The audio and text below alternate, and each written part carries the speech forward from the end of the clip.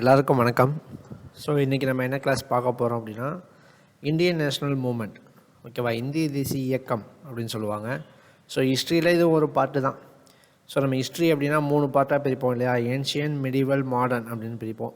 அதாவது பண்டைய கால வரலாறு, இடைக்கால வரலாறு, நவீன கால வரலாறு அப்படின்னு சொல்லுவோம்.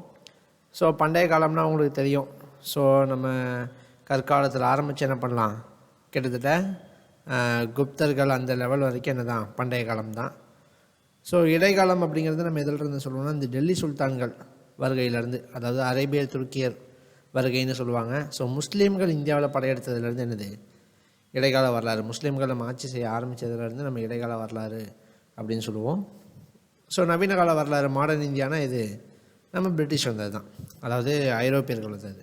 அட்வென்ட் ஆஃப் யூரோப்பியன் நம்ம படிக்கணுமா? ஃபஸ்ட்டு போர்ச்சுகீஸ் வந்தாங்க, 1498 வந்தாங்க. வாஸ்கோ ட காமா வந்து வழியாக வந்தாங்க, அப்படி இப்படின்னு படிக்கிறோம் இல்லையா? ஸோ அதுதான். ஸோ அப்போ இது வந்து மாடர்ன் இந்தியாவில் ஒரு பார்ட்டு தான்.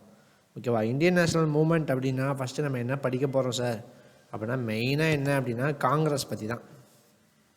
ஐஎன்சி, இந்தியன் நேஷ்னல் காங்கிரஸோடைய வரலாறை பற்றி படிக்கிறது என்னது இந்தியன் நேஷ்னல் மூமெண்ட். ஸோ உங்களுக்கு தெரியும், நமக்கு சுதந்திரம் வாங்கி கொடுத்த கட்சி காங்கிரஸ் தான். ஸோ அந்த காங்கிரஸ் உருவானதுலேருந்து கிட்டத்தட்ட நமக்கு சுதந்திரம் வாங்கி கொடுத்த வரைக்கும், ஸோ 1885 உருவாகுது. அதுலேருந்து 1947 வரைக்கும் கிட்டத்தட்ட 62 இயர்ஸை இயர் பை இயராக டெப்த்தாக என்ன பண்ணும் நம்ம படிக்கணும். ஓகேவா? ஸ்கூல் புக்கில் உங்களுக்கு டேட்டாஸ் அந்தளவுக்கு தெளிவாக கொடுக்கல, சும்மா ஜென்ரலாக கொடுத்துட்டு போயிடுறாங்க. இப்போ நம்ம இன்றைக்கி பார்த்திங்கன்னா பீரியட் ஆஃப் மாட்ரேட்ஸ் பார்க்க போகிறோம். ஸோ இதிலிருந்து எல்லாமே நம்ம பார்க்க போகிற எல்லாமே என்னென்னா கொஸ்டின் ஏரியா தான். ஆனால் ஸ்கூல் புக்கில் 10th பார்த்திங்கன்னா ஒரு பக்கம் கொடுத்துருக்காங்க இதை பற்றி. ஸோ அந்த லெவலில் தான் நமக்கு டேட்டா கொடுத்துருக்காங்க ஸ்கூல் புக்கில். ஓகேவா? அதனால் நம்ம இப்போ வந்து ஸ்கூல் புக்கில் என்னென்னா உங்களுக்கு எதுவுமே ஒரு தெளிவாக கொடுக்கல, அது ஒரு இடைஞ்சல் நமக்கு. இப்போ ஓல்டு புக் எடுத்து பார்த்திங்கன்னா நீட்டாக இருக்கும். நீங்கள் யார் நடத்தணும்னு அவசியம் இல்லை, நீங்கள் படித்தாலே உங்களுக்கு புரியும். ஆனால் நியூ புக்கை பொறுத்த வரைக்கும் பாயிண்ட்ஸ்லாம் அங்கங்கே சும்மா ஒவ்வொரு பாயிண்ட் அப்படிங்கிற மாதிரி தான் இருக்குது. நம்ம தொகுத்து வருஷ அடிப்படையில் போனால் தான் உங்களுக்கு என்ன ஆகும்னா தெளிவாக புரியும். ஓகேவா? ஸோ இந்த கிளாஸ் உங்களுக்கு அப்படி தான் இருக்கும். ஸோ இன்றைக்கி நம்ம என்ன பார்க்க போகிறோம்னா, ஐஎன்சி இல்லையா, இந்தியன் நேஷ்னல் காங்கிரஸுடைய பீரியட் ஆஃப் மாட்ரேட்ஸ் அப்படின்னு சொல்லுவாங்க. அதாவது காங்கிரஸில் மாட்ரேட்ஸ் இருப்பாங்க, எக்ஸ்ட்ரீமிஸ்ட் இருப்பாங்க. ஸோ அதில் மிதவாதிகளுடைய காலமாக கிட்டத்தட்ட ஒரு 20 வருட காலம் இருக்குது. ஸோ அந்த 20 வருஷத்தை பற்றி மட்டும்தான் நம்ம என்ன பண்ண போகிறோம், டீப்பாக பார்க்க போகிறோம். ஓகேவா? ஸோ இந்திய தேசிய இயக்கம் இல்லையா? ஸோ இந்திய தேசிய Congress, Indian national Congress. So year பாருங்கள், 1885 to 1947 வரைக்கும் கிட்டத்தட்ட ஒரு 62 இயர்ஸை நம்ம என்ன பண்ண போகிறோம், படிக்க போகிறோம். சார் நம்மளை பிரிட்டிஷ் வந்து ஆட்சி பண்ணிகிட்டு இருந்தாங்க. காங்கிரஸ் 1885 உருவாயிருக்கு. பிரிட்டிஷ் நம்மளை கிட்டத்தட்ட 1600களே இந்தியாவுக்குள்ளே வந்துட்டாங்க. கிட்டத்தட்ட ஒரு 1700லேருந்து நம்மளை அடிமைப்படுத்த ஆரம்பிச்சிட்டாங்க. ஸோ நம்ம கிட்டத்தட்ட ஒரு 180 வருஷம் அடிமையாக தான் இருந்திருக்கோம். ஆனால் அந்த டைமில் ஏன் சார் காங்கிரஸ் திடீர்னு தோன்றுது? ஆல்ரெடி அடிமையாக தான் இருந்திருக்கோம், திடீர்னு ஒரு காங்கிரஸ் அப்படின்னு ஒரு பேர் இயக்கம் தோன்றதுக்கு என்ன காரணம்? ஸோ அது மெயினாக தெரியணும் இல்லையா? கீழே பாருங்கள், வைசிராயா, அதாவது ரிப்பன் பிரபு அப்படிங்கிறவர் இந்தியன் வைசிராய் அப்படிங்கிற போஸ்டிங்கில் இருந்தார். ஓகேவா? ஸோ 1882 அவர் தான் இருப்பார் இந்தியன் வைசிராயா. நமக்கு பார்த்திங்கன்னா உங்களுக்கு மெயினாக தெரிய வேண்டியது என்னென்னா, 1857 ஒரு மிகப்பெரிய ஒரு புரட்சி, தி கிரேட் ரிவோல்ட் சொல்லுவாங்க 1857. அதாவது இந்தியர்களில் முக்கியமாக நிறையா மன்னர்கள் சேர்ந்து யார் அடித்தாங்க அப்படின்னா பிரிட்டிஷ் எடுத்து சண்டை போட ஆரம்பித்தாங்க. அதாவது அதுக்கு முன்னாடியெல்லாம் புலித்தேவர்லேருந்தே என்ன பண்ணுறாங்கன்னா பிரிட்டிஷ் எடுத்து சண்டை போடுறாங்க.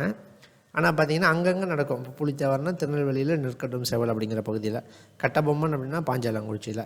இவங்க எல்லோரும் சேர்ந்தாலுமே எங்கள் தமிழ்நாட்டுக்குள்ளே ஒரு ஏரியாவில் அப்படி தான் நடக்கும் சண்டை. ஆனால் வந்து 1857 பார்த்திங்கன்னா கிட்டத்தட்ட வட இந்தியா ஃபுல்லாக உத்தரப்பிரதேஷ் வரைக்கும் என்னது மேலே டெல்லி எல்லா பக்கத்தில் இருந்தும் பிரிட்டிஷ் எடுத்து சண்டை போட்டிருப்பாங்க. அதனால் மிகப்பெரிய அளவில் சண்டை நடந்துச்சு. உங்களுக்கு பார்த்திங்கன்னா நீங்கள் மெயினாக தெரிஞ்சுக்கணும், போர்ச்சுகீஸ்லேருந்து ஒவ்வொரு யூரோப்பியன்ஸாக என்ன பண்ணுறாங்க, இந்தியாவை நோக்கி வராங்க இல்லையா? ஸோ மெயினாக அவங்க வரதே இதுக்கு நமக்கு தெரியும், ட்ரேடிங்காக தான் வந்தாங்க. ஸோ இங்கிலாந்து பார்த்திங்கன்னா உங்களுக்கு 1600 தான் என்ன பண்ணுறாங்க, 1600களில் தான் உங்களுக்கு உள்ளுக்குள்ளே வர ஆரம்பிக்கிறாங்க. கொஞ்சம் கொஞ்சமாக வணிகம் பண்ண இங்கே இருக்க மன்னர்களுடைய சப்போர்ட்டில் என்ன பண்ணுறாங்க, வணிகம் பண்ணுறவங்க வரி வாங்க ஆரம்பித்தாங்க. வரி வாங்கினவங்க அடுத்து பின்னாடி ஆட்சி நடத்துகிற அளவுக்கு என்னது போயிட்டாங்க இல்லையா? ஸோ நம்ம அதில் அட்வென்ட் ஆஃப் யூரோப்பியன் அந்த கிளாஸ் பார்க்கும்போது தெளிவாக பார்க்கலாம், எப்படி வந்தாங்க, எங்கெங்கே எந்தெந்த கோட்டையை கைப்பற்றினாங்க, எப்படி போர் தொடுத்தாங்க. இதெல்லாமே நம்ம என்ன பண்ணலாம் பார்க்கலாம். ஒரு கட்டத்தில் நம்மளை அடிமையாக்கிட்டாங்க இல்லையா? அடிமையாக்கணுன்னே இப்போ நம்ம வந்து இந்தியன் கான்ஸ்டியூஷன் நம்ம படிக்கிறோம் அப்படின்னா, இப்போ நமக்கு இந்திய அரசியலமைப்புன்னு ஒரு புக் இருக்குது. நம்ம சுதந்திரம் வாங்கினோம், அதுக்கப்புறமா அந்த புக்கை என்ன பண்ணுறோம், நம்ம ரெடி பண்ணியிருக்கோம் இல்லையா? ஸோ அப்போ அது மாதிரி இங்கிலாந்து நம்மளை ஆட்சி பண்ணும்போதும் அரசியலமைப்புலாம் இருந்துச்சா சார் அப்படின்னா இருந்துச்சு. ஸோ இங்கிலாந்து நம்மளை ரூல் பண்ணுது இல்லையா? ஸோ அதுக்காக அவங்க ஒரு கான்ஸ்டியூஷன் என்ன பண்ணாங்கன்னா டெம்பரவரியாக வச்சுருந்தாங்க. ஸோ ஒரு 20 வருஷம் அந்த லெவலில் என்ன பண்ணுவாங்கன்னா கான்ஸ்டியூஷன் சேஞ்ச் பண்ணிக்கிட்டு வச்சுக்கிட்டு இருப்பாங்க. ஸோ அப்போ ஃபஸ்ட்டு நம்மளை யார் சார் ரூல் பண்ணா அப்படின்னா, அங்கேருந்து ட்ரேட் பண்ண வந்தாங்க இல்லையா, அந்த ஈஸ்ட் இண்டியன் கம்பெனி அப்படிங்கிறவங்க, அவங்க தான் என்ன பண்ணாங்கன்னா நம்ம ரூல் பண்ணிகிட்டு இருந்தாங்க. ஸோ கிட்டத்தட்ட 1857 வரைக்குமே அவங்க தான் என்ன பண்ணாங்கன்னா கிட்டத்தட்ட ஒரு 100 வருஷத்துக்கு மேலே நம்மளை ரூல் பண்ணிகிட்டு இருந்தாங்க. அந்த 1857 தான் என்னதுன்னா மிகப்பெரிய புரட்சி. ஏன்னா அவங்க எல்லாமே முழுக்க முழுக்க என்ன தான் நமக்கு எதிரான கொள்கைகளை வச்சு நம்மக்கிட்ட வந்து நாடை பிடுங்குற வேலையை தான் பார்த்துட்டே இருப்பாங்க. அதனால் அந்த குட்டி குட்டியாக இருந்த மன்னர்கள்லாம் கடுப்பாயிட்டாங்க. ஒட்டுக்காக சேர்ந்து இவங்களை அடிப்போம் அப்படின்னு சொல்லிட்டு சண்டை போட ஆரம்பிக்கிறாங்க. ஸோ அது எங்கே போகுது, இங்கிலாந்து வரைக்கும், இங்கிலாந்து மகாராணிக்கு அது வரைக்கும் போகுது. ஸோ உடனே இங்கிலாந்து மகாராணி 1857 ஆனால் அந்த புரட்சியெல்லாம் அடக்கி ஒடுக்கிட்டாங்க. மெயினாக இங்கிலாந்துக்கிட்ட என்ன இருக்குது, பீரங்கி படை இருக்குது. ஸோ அதனால தான் நம்மளால் தாக்க முடியாது இல்லையா? ஸோ அப்போ அடக்கி ஒடுக்கிட்டாங்க. அப்போ இங்கிலாந்து மகாராணி வந்து ஒரு அறிக்கையை விடுறாங்க 1858. யாரும் என் மேலே சண்டை போட வேண்டாம், இவ்வளோ நாள் ஈஸ்ட் இண்டியன் கம்பெனி தானே உங்களை ரூல் பண்ணிகிட்டு இருந்துச்சு, அவங்களோட ஆட்சி தானே சரியில்லைன்னு சொல்கிறீங்க, இனிமேல் இங்கிலாந்துலேருந்து டைரெக்டாக நாங்கள் என்ன பண்ண போகிறோம், உங்களை ரூல் பண்ண போகிறோம், ஏன் சார்பாக இங்கே ஒரு ஆளாக அப்பாயிண்ட் பண்ண போகிறேன். ஸோ இந்தியன் வைசிராய் அப்படின்னு போஸ்டிங். இந்தியன் வைசிராய் அப்படின்னா என்ன மீனிங் அப்படின்னா அரச பிரதிநிதி அப்படின்னு சொல்லுவாங்க. என்னோடய சார்பாக ஒரு பிரதிநிதி இங்கே நான் என்ன பண்ணுறேன், விட்டுட்டு போகிறேன், அவங்க உங்களை பார்த்துக்குவாங்க. அவங்கள மேலேருந்து கண்ட்ரோல் பண்ணுறது யார், நான் அங்கேருந்து பண்ணுவேன். புரியுதா உங்களுக்கு? அப்போ இதுக்கு முன்னாடி பார்த்தா அந்த கம்பெனி தான் ரூல் பண்ணிகிட்டு இருந்துச்சு. இப்போ டைரெக்டாக இங்கிலாந்து மகாராணியை நம்ம என்ன பண்ண போகிறாங்கன்னா ரூல் பண்ண போகிறாங்க. அப்படி இந்தியன் வைசிராயாக ஒரு குறிப்பிட்ட வருஷத்துக்கு ஒருக்க, ஒரு 4 வருஷம் 5 வருஷத்துக்கு ஒருக்க ஒவ்வொரு ஆளும் என்ன பண்ணுவாங்கன்னா புதுசாக அப்பாயிண்ட் பண்ணுவாங்க. ஸோ அப்படி வந்தவர் தான் யாருன்னா இந்த லார்ட் ரிப்பன். ஓகேவா? ஸோ ரிப்பன் பிரபு ரொம்ப ரொம்ப ரொம்ப முக்கியமான ஒரு நபருங்க. நமக்கு வந்த எல்லாருமே பார்த்திங்கன்னா ஏதாவது ஒரு அநியாயம் தான் பண்ணியிருப்பான். ஆனால் இவர் பார்த்திங்கன்னா என்னதுன்னா நம்ம பக்கம் நின்னார். ஓகேவா? மக்களுக்கான ஒரு அரசாங்கத்தை உருவாக்கணும் அப்படிங்கிறத சொன்னார். ஸோ இவர் பார்த்திங்கன்னா 1882 இருப்பார். ஸோ இவர் பாருங்கள், நம்ம கொடுத்துருக்கோம் பாருங்கள், தல சுயாட்சியின் தந்தை, father of local self government அப்படின்னு கொடுக்குறாங்க. இந்தியாவில் இப்போ உள்ளாட்சி அமைப்பு இருக்குது இல்லையா, 5 வருஷத்துக்கு ஒரு தடவை உள்ளாட்சி தேர்தல் நடக்குது, உங்கள் ஏரியாவில் கவுன்சிலர் இருக்காங்க இல்லையா. ஸோ அது யார் உருவாக்குனது, ரிப்பன் பிரபு தான் உருவாக்கினார். இது பாருங்கள், இது ரொம்ப ரொம்ப ரொம்ப முக்கியமான ஒரு அமைப்புங்க, உள்ளாட்சி அமைப்புங்கிறது. நீங்கள் யோசிச்சு பாருங்கள், இப்போ உங்கள் வீட்டில் தண்ணி வரல, நீங்கள் டைரெக்டாக வந்து முதலமைச்சர்கிட்ட வந்து மனு கொடுக்க முடியுமா, ஒரு நேரில் பார்க்க முடியுமா, இல்லை அமைச்சரை போய் பார்க்க முடியுமா, இல்லை உங்கள் ஏரியா எம்எல்ஏவை தான் பார்க்க முடியுமா, முடியாது. ஸோ 2 தடவை தாண்டி போனீங்கன்னா உங்கள் ஏரியாவில் கவுன்சிலர் இருப்பார், அவரை பார்த்து என்ன பண்ணலாம், சொல்லலாம். அவர்கிட்ட சொன்னால் தான் கொஞ்சம் சீக்கிரமாக வேலையும் நடக்கும் இல்லையா. ஸோ அப்போ எளிய மக்கள் அணுகக்கூடிய வகையில் இருக்கக்கூடிய அமைப்பு இது இந்த உள்ளாட்சி அமைப்பு. ஒரு நாட்டுக்கு உள்ளாட்சி அமைப்புங்கிறது ரொம்ப ரொம்ப ரொம்ப ரொம்ப முக்கியம். ஓகேவா? ஏன்னா டைரெக்டாக எல்லாத்தையுமே மேலே இருக்க ஆள் பார்க்க முடியாது. ஸோ அப்போ பிரித்து கொடுக்கும்போது அந்தந்த கிராம பகுதியில் ஒரு தலைவர் இருக்கார், ஒரு உறுப்பினர் இருக்காருன்னா அவங்களே என்ன பண்ணிக்கலாம், அந்த கிராம பகுதியை பார்த்து மெயின்டைன் பண்ணிடுவாங்க, அதில் இருக்க குறை நிறைகளை சரி பண்ணி கொடுத்துருவாங்க இல்லையா. ஸோ அப்படிப்பட்ட அந்த உள்ளாட்சி அமைப்பை உருவாக்குனதே இந்தியாவில் யாருன்னா ரிப்பன் பிரபு தான். ஸோ அதனால் இவரை தல சுயாட்சியின் தந்தை, இந்தியாவோட உள்ளாட்சி அமைப்பின் தந்தை அப்படின்னு அதிகப்படுவது யார் தான், ரிப்பன் பிரபு தான்.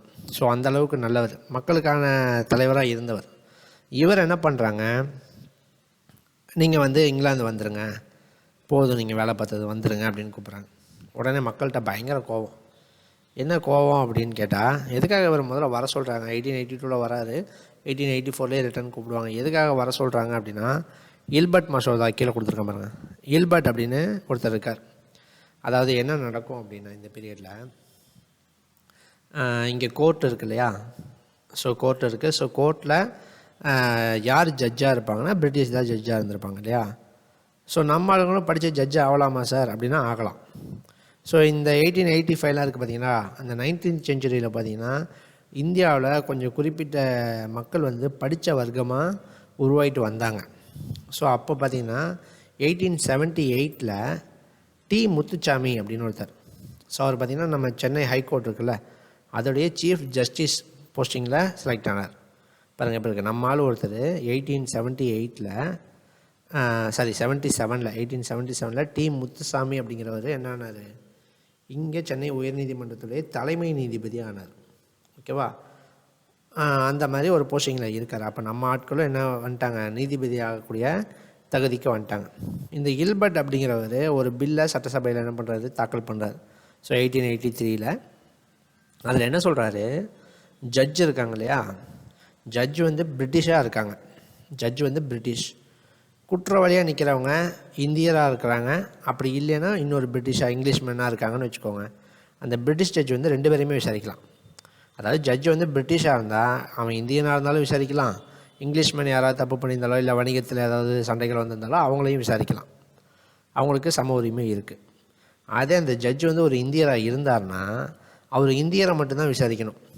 பிரிட்டிஷில் எவனா ஒருத்தன் தப்பு பண்ணியிருக்கான், ஒரு இங்கிலீஷ்மேன் தப்பு பண்ணியிருக்கான்னா அவனை கேள்வியை கேட்கக்கூடாது. அப்படிங்கிற ஒரு சட்டத்தை யார் கொண்டு வரா, கில்பர்ட் கொண்டு வராது. ஓகேவா, எவ்வளோ மோசமாக இருக்குது பாருங்க இல்லையா. ஸோ நீதித்துறை தான் என்னது, தனித்து இருக்கணும். ஆனால் நீதித்துறையிலே என்ன இருக்குது, பாகுபாடு இருக்குது. ஓகேவா, ஒரு பிரிட்டிஷ் ஜட்ஜ் இருந்தால் அவர் என்ன பண்ணலாமாம்மா, யாரனாலும் விசாரிக்கலாம். அதே ஒரு இந்திய ஜட்ஜாக இருந்தால் அவர் வந்து இங்கிலீஷ்மென்ஸை விசாரிக்கக்கூடாது அப்படிங்கிற ஒரு பில்லை சட்டசபையில் என்ன பண்ணுறாரு, பாஸ் பண்ணுறாரு. இது ரொம்ப மோசமான ஒரு பில் இல்லையா. இதுக்கு எதிர்ப்பு தெரிவிப்பார் யார், ரிப்பன் பிரபு. ஸோ பாருங்கள், அப்போ நமக்கான தலைவராக தான் இருந்திருக்காரு இல்லையா. இதெல்லாம் தப்புப்பா அப்படிங்கிற மாதிரி ரிப்பன் பிரபு சொல்லுவார். ஸோ உடனே அங்கே இங்கிலாந்துக்கு ஒரு இது போகுது, தகவல் போகுது. இங்கிலாந்தில் என்ன நீ நமக்கு சப்போர்ட் பண்ணாமல் அவங்களுக்கு சப்போர்ட் பண்ணிட்டு இருக்க அப்படின்னு சொல்லிட்டு நீ வந்துரு அப்படின்னு சொல்லிட்டு யாரை கூப்பிட்றாங்க, ரிப்பன் பிரபுவை கூப்பிட்றாங்க. ரிப்பன் பிரபுவை கூப்பிட்டுட்டு 1884 இந்தியன் வைஸ்ராய் யார் அப்பாயின்ட் பண்ணுறாங்கன்னா டஃப்ரைன் பிரபு அப்படின்னு ஒரு தடவை அப்பாயின்ட் பண்ணுறாங்க, டஃப்ரைன் பிரபு அப்படின்ட்டு. ஸோ இவர் வராரு. ஸோ மக்களுக்கு இந்த டைமில் பயங்கர கோபத்தில் இருக்காங்க. அந்த 1857 மிகப்பெரிய புரட்சி வெடிச்சதுன்னு சொன்னோன்னா கிட்டத்தட்ட அப்போ தென்னிந்தியாவில் மட்டும்தான் சண்டை நடக்கலைங்கிறாங்க. ஸோ இந்தியாவில் வட இந்தியா முழுக்க சண்டை நடந்திருக்கு. தென்னிந்தியாவும் நடந்திருந்தால் ஒட்டுமொத்த இந்தியாவும் நடந்த மாதிரி தான். அந்தளவுக்கு சண்டை நடந்திருக்கு 1857. அந்தளவுக்கு மக்கள் பயங்கர கோபத்தோடு இப்போ இந்த காலகட்டத்தில் இருக்காங்க 1884. எதுக்காக, இந்த கில்பர்ட் மசோதா இந்தியர்களுக்கு எதிராக இருக்குது இல்லையா. ஸோ அந்த கோபம் நிறைய பேர்த்துக்கு. அதுபோக நம்மளுடைய முக்கிய தலைவராக இருந்த ரிப்பன் பிரபு என்ன பண்ணிட்டாங்க, அதாவது நல்ல தலைவராக இருந்த ரிப்பன் பிரபுவை வர சொல்லிட்டாங்க இல்லையா. ஸோ அதனால் மக்களுக்கு பயங்கர கோபத்தில் இருக்காங்க. ஸோ இப்போ லார்ட் டஃப்ரின் வரார். இந்தியாவில் இருக்கும்போது இப்போ மக்கள்கிட்ட பயங்கர அதிருப்தியில் இருக்காங்கன்னு அவர் தெரிஞ்சுக்கிறார். ஐயோ, அப்போ பழையபடி என்னது சண்டை ஏதாவது வந்துடும் அப்படிங்கிறத அவர் உணர்றாரு. ஸோ சண்டை வந்தால் அவங்க வந்து அடக்கி ஒடுக்கிடுவாங்க, அது வேறு விஷயம். ஆனால் மொத்தத்தில் இப்போ சண்டை வந்தால் அங்கே இங்கிலாந்துலேருந்து யாரை கேள்வி கேட்பாங்கன்னா இவரை தான் கேள்வி கேட்பாங்க. ஏன்னா நீ போனோன்னே சண்டை நடக்குது அப்படின்னு கேட்பாங்க இல்லையா. ஸோ அதனால் அவர் பயந்துட்டு என்ன பண்ணுறாரு, சண்டையே இப்போ எப்படியாவது ஸ்டாப் பண்ணணும், சண்டை வரக்கூடாது. அதுக்கு என்ன பண்ணுறது யோசிக்கிறாரு. அப்போ இங்கிலாந்தில் ஒருத்தர் இருக்கார், யாருன்னு பாருங்கள், ஏஓ ஹியூம், ஆலன் ஆக்டேவன் ஹியூம் அப்படின்னு சொல்லுவாங்க. ஸோ அவரை கூப்பிட்றாரு. இவர் யார் சார் அப்படின்னா கொடுத்துருக்கேன் பாருங்கள், ரிட்டையர்டு ஐசிஎஸ் ஆஃபீஸர் அப்படின்னு சொல்கிறாங்க. இப்போ ஐஏஎஸ் இருக்கு இல்லையா, இந்தியன் அட்மினிஸ்ட்ரேட்டிவ் ஆஃபீஸர் சர்வீஸ் இருக்கு இல்லையா, அப்போ வந்து இந்தியன் சிவில் சர்வீஸ். ஸோ இப்போ ஐஏஎஸ் தான், அப்போ ஐசிஎஸ். ஓகேவா. ஸோ அப்போ ஐசிஎஸ்சில் படித்த ஒரு ஆஃபீஸர் தான். அப்போ ஐசிஎஸ்சில் பாஸ் பண்ணியிருக்காருனாலே அவர் நல்லா புத்திசாலியாக தான் இருந்திருப்பார். ரிட்டையர்ட் ஆனவர், அப்போ என்னது அனுபவம் வாய்ந்தவர் இல்லையா. ஸோ நிறையா பிரச்சனைகள் இந்த மாதிரி பார்த்துருப்பார். அதனால் அவரை கூப்பிட்றாரு யார், லார்ட் டஃப்ரின். கூப்பிட்டுட்டு ஏஓ ஹியூம்ட்டு என்ன சொல்கிறாரு, இப்போ இங்கே சண்டை நடக்கிற மாதிரி இருக்குது, எனக்கு எப்படியாவது சண்டை நடக்கக்கூடாது, அது எப்படியாவது என்ன பண்ணுங்கள், நீங்கள் உங்கள் முயற்சியில் ஸ்டாப் பண்ணுங்கள் சொல்கிறாங்க. இந்த ஏஓ ஹியூம் என்ன பண்ணுவார் அப்படின்னா, இந்தியாவில் முக்கியமான தலைவர்கள்லாம் இருப்பாங்க இல்லையா. ஸோ அங்கங்கே ஒவ்வொரு ஏரியாவில் மெயினான தலைவர்கள் இருப்பாங்க இல்லையா. ஸோ அவங்கள எல்லாத்தையும் கூப்பிட்றாங்க. கூப்பிட்டு வாங்க ஒரு மீட்டிங் அரேஞ்ச் பண்ணுவோம் அப்படின்னு சொல்லி கூப்பிட்டு, இங்கே சென்னையில் தான் பிரம்மஞான சபை அப்படின்னு கொடுப்பாங்க. 1884 பார்த்திங்கன்னா ஒரு மீட்டிங் அரேஞ்ச் பண்ணுவார். ஸோ அரேஞ்ச் பண்ணிவிட்டு என்ன சொல்லுவார் அப்படின்னா, நீங்கள் எப்படியும் சண்டை போட்டிங்கன்னா எங்களை என்ன பண்ண முடியாது, வின் பண்ண முடியாது. அதே இந்தியர்களில் நிறையா மக்கள் கோவத்தில் இருக்காங்க, அங்கங்கே கலவரம் வெடிச்சதுன்னா உங்களால் எப்படி, உங்களுக்கே தெரியும் உங்களால் வின் பண்ண முடியாது, நாங்கள் திருப்பி அடித்து அடக்கி ஒடுக்கிடுவோம் இல்லையா. ஸோ நிறையா உயிர் சேதங்கள் வரும், நிறைய பேர் உங்கள் ஆளுங்க கைது செய்யப்படுவாங்க, இப்படிலாம் இருக்குது. ஸோ அதனால் நீங்கள் உங்கள் ஏரியாவில் இருக்கக்கூடிய மக்கள், ஏன்னா தலைவர் இல்லையா அவங்களாம், ஸோ சொன்னால் மக்கள் கேட்பாங்க, நீங்கள் உங்கள் ஏரியா மக்கள்கிட்ட எல்லாத்தையும் சொல்லுங்கள், சண்டை போடுறதுல பிரயோஜனம் இல்லை. ஓகேவா. நீங்கள் ஒரு அமைப்பாக உருவாக்கி என்ன பண்ணுங்கள், வாங்க நான் உங்களை வைஸ்ராய்கிட்ட கூப்பிட்டு போகிறேன், டஃப்ரின் பிரபுக்கிட்ட, உங்களுக்கு வேணுங்கிறத நீங்கள் அவர்கிட்ட கேளுங்க, அவர் உங்களுக்கு செஞ்சு கொடுக்க போகிறாரு. எதுக்கு நீங்கள் சண்டை போட்டுட்ருக்கீங்க அப்படின்ட்டு என்ன பண்ணுவார், ஏஓ ஹியூம் இங்கே இருக்கிற தலைவர்களை கன்வின்ஸ் பண்ண ட்ரை பண்ணுறாரு. அவங்களுக்கும் அது கரெக்டுன்னு படும். ஏன்னா படித்தவங்க எப்போவுமே பார்த்திங்கன்னா சண்டையை விரும்ப மாட்டாங்க. ஸோ அவங்க என்ன யோசிக்கிறாங்கன்னா, ஆமாம் சண்டை போட்டு நிறைய பேர் இறந்து அது இதுன்னு வர்றதுக்கு நம்ம என்ன பண்ணிட்டு போயிடலாம்,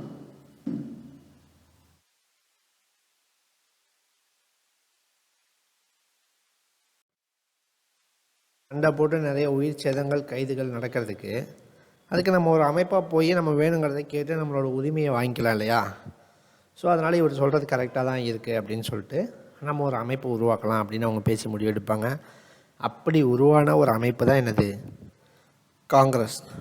1885 என்ன இருக்குது, காங்கிரஸ் உருவாயிருக்கு. அப்போ பாருங்கள், நமக்கு சுதந்திரம் வாங்கி கொடுத்தா ஒரு மிகப்பெரிய கட்சி இல்லையா, இப்போ வரைக்கும் இருக்குது. அந்த காங்கிரஸ் உருவாகிறதுக்கு பின்புலமாக இருந்தவங்களே யார் தான், இந்த வெள்ளையர்கள் தான். லார்ட் டஃப்ரினும் ஏஓ ஹியூம் தான். அது நல்ல எண்ணம்லாம் கிடையாது, சண்டை வந்துடக்கூடாது அப்படிங்கிறதுக்காக என்ன பண்ணுறாங்க, அவங்க பண்ணது தான். ஓகேவா. மொத்தத்தில் ஆனால் நமக்கு காங்கிரஸ் உருவானதுக்கப்புறம் நமக்கு அது மூலமாக சுதந்திரம் வரைக்கும் என்னது, அதில் காந்தி இணைஞ்சார், நமக்கு சுதந்திரம் வரைக்கும் வாங்கி கொடுத்தாரு இல்லையா. ஸோ நல்லது இருக்குது. இருந்தாலும் அது உருவானதுக்கு பின்னாடி இந்த மாதிரி என்னது மறைமுக காரணங்களும் இருக்குது. ஓகேவா. ஸோ மொத்தத்தில் உருவாயிடுச்சு. ஸோ ஏஓ ஹியூம் என்ன சொல்கிறாங்கன்னா, இந்த காங்கிரஸ் உருவாகிறதுக்கு காரணமாக இருந்தது அவர் தான் இல்லையா. ஸோ அதனால் காங்கிரஸின் தந்தை, ஃபாதர் ஆஃப் காங்கிரஸ் அப்படின்னு யாரை சொல்கிறாங்கன்னா ஏஓ ஹியூம் தான். பாருங்களேன், அவன் ஒரு சூழ்ச்சிக்காக தான் ஆரம்பிச்சிருக்கான் இல்லையா. இருந்தாலும் அவனை தான் என்னது நம்ம தந்தைங்கிறோம். இப்போ வீட்டில் அப்பா வந்து குடிகாரராகவே இருக்கலாம், ஆனால் அவர் தான் அப்பா இல்லையா. ஸோ அதனால் நல்லவரோ கெட்டவரோ மொத்தத்தில் அவர் தான் என்னது உருவாகிறதுக்கு காரணமாக இருந்தவர். அதனால் காங்கிரஸின் தந்தை என அறியப்படுபவர் யாருன்னு கேட்டாங்கன்னா ஏஓ ஹியூம் தான். ஓகேவா. சரி, ஓகே. இப்போ காங்கிரஸ் உருவாயிடுச்சு, 1885 உருவாயிடுச்சுன்னு சொன்னோம். நமக்கு 1947 வரைக்கும் நம்ம படிக்கணும் அப்படின்னு சொன்னோம். ஸோ அப்போ இந்த கிட்டத்தட்ட அந்த 62 வருஷம் இருக்கு இல்லையா.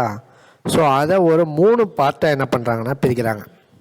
ஸோ ஃபஸ்ட்டு பார்ட் என்ன அப்படின்னா மிதவாதிகள் காலம், பீரியட் ஆஃப் மாட்ரேட்ஸ் அப்படின்ட்டு என்ன பண்ணுறாங்க சொல்கிறாங்க. ரெண்டாவது இது வந்து பார்த்திங்கன்னா தீவிரவாதிகள் காலம், பீரியட் ஆஃப் எக்ஸ்ட்ரீமிஸ்ட். மூணாவது அதுக்கப்புறம் காந்தி வந்துடுவார். காந்தி வந்ததுக்கப்புறம் எல்லாருமே அவங்க பின்னாடி போயாச்சு இல்லையா. ஸோ அது காந்திய காலம், காந்திய நேராக கொடுக்குறாங்க. ஸோ அந்த மாட்ரேட் அப்படின்னா என்ன, எக்ஸ்ட்ரீமிஸ்ட் அப்படின்னா என்ன. ஸோ தீவிரவாதிகள்னால் நீங்கள் இப்போ இந்த துப்பாக்கி ஏந்தி சண்டை போடுறாங்களே அவங்கள தீவிரவாதின்னு சொல்கிறாங்க, அந்த மாதிரி நினச்சிக்க வேண்டாம். ஸோ மிதவாதிகள் அப்படின்னா என்னென்னா பயங்கர சாஃப்ட்டுங்க. அதாவது அவன் வந்து பிரிட்டிஷ்கிட்ட போய் கேட்பான். இப்போ 10 கோரிக்கை கேட்குறாங்கன்னு வச்சுக்கோங்களேன், அவங்க பார்த்திங்கன்னா ஒரு 2 கோரிக்கை தான் செஞ்சு கொடுப்பாங்க. அதை வாங்கிட்டு அமைதியாக வந்துடுவாங்க. அவங்க தான் யாரே மிதவாதிகள்.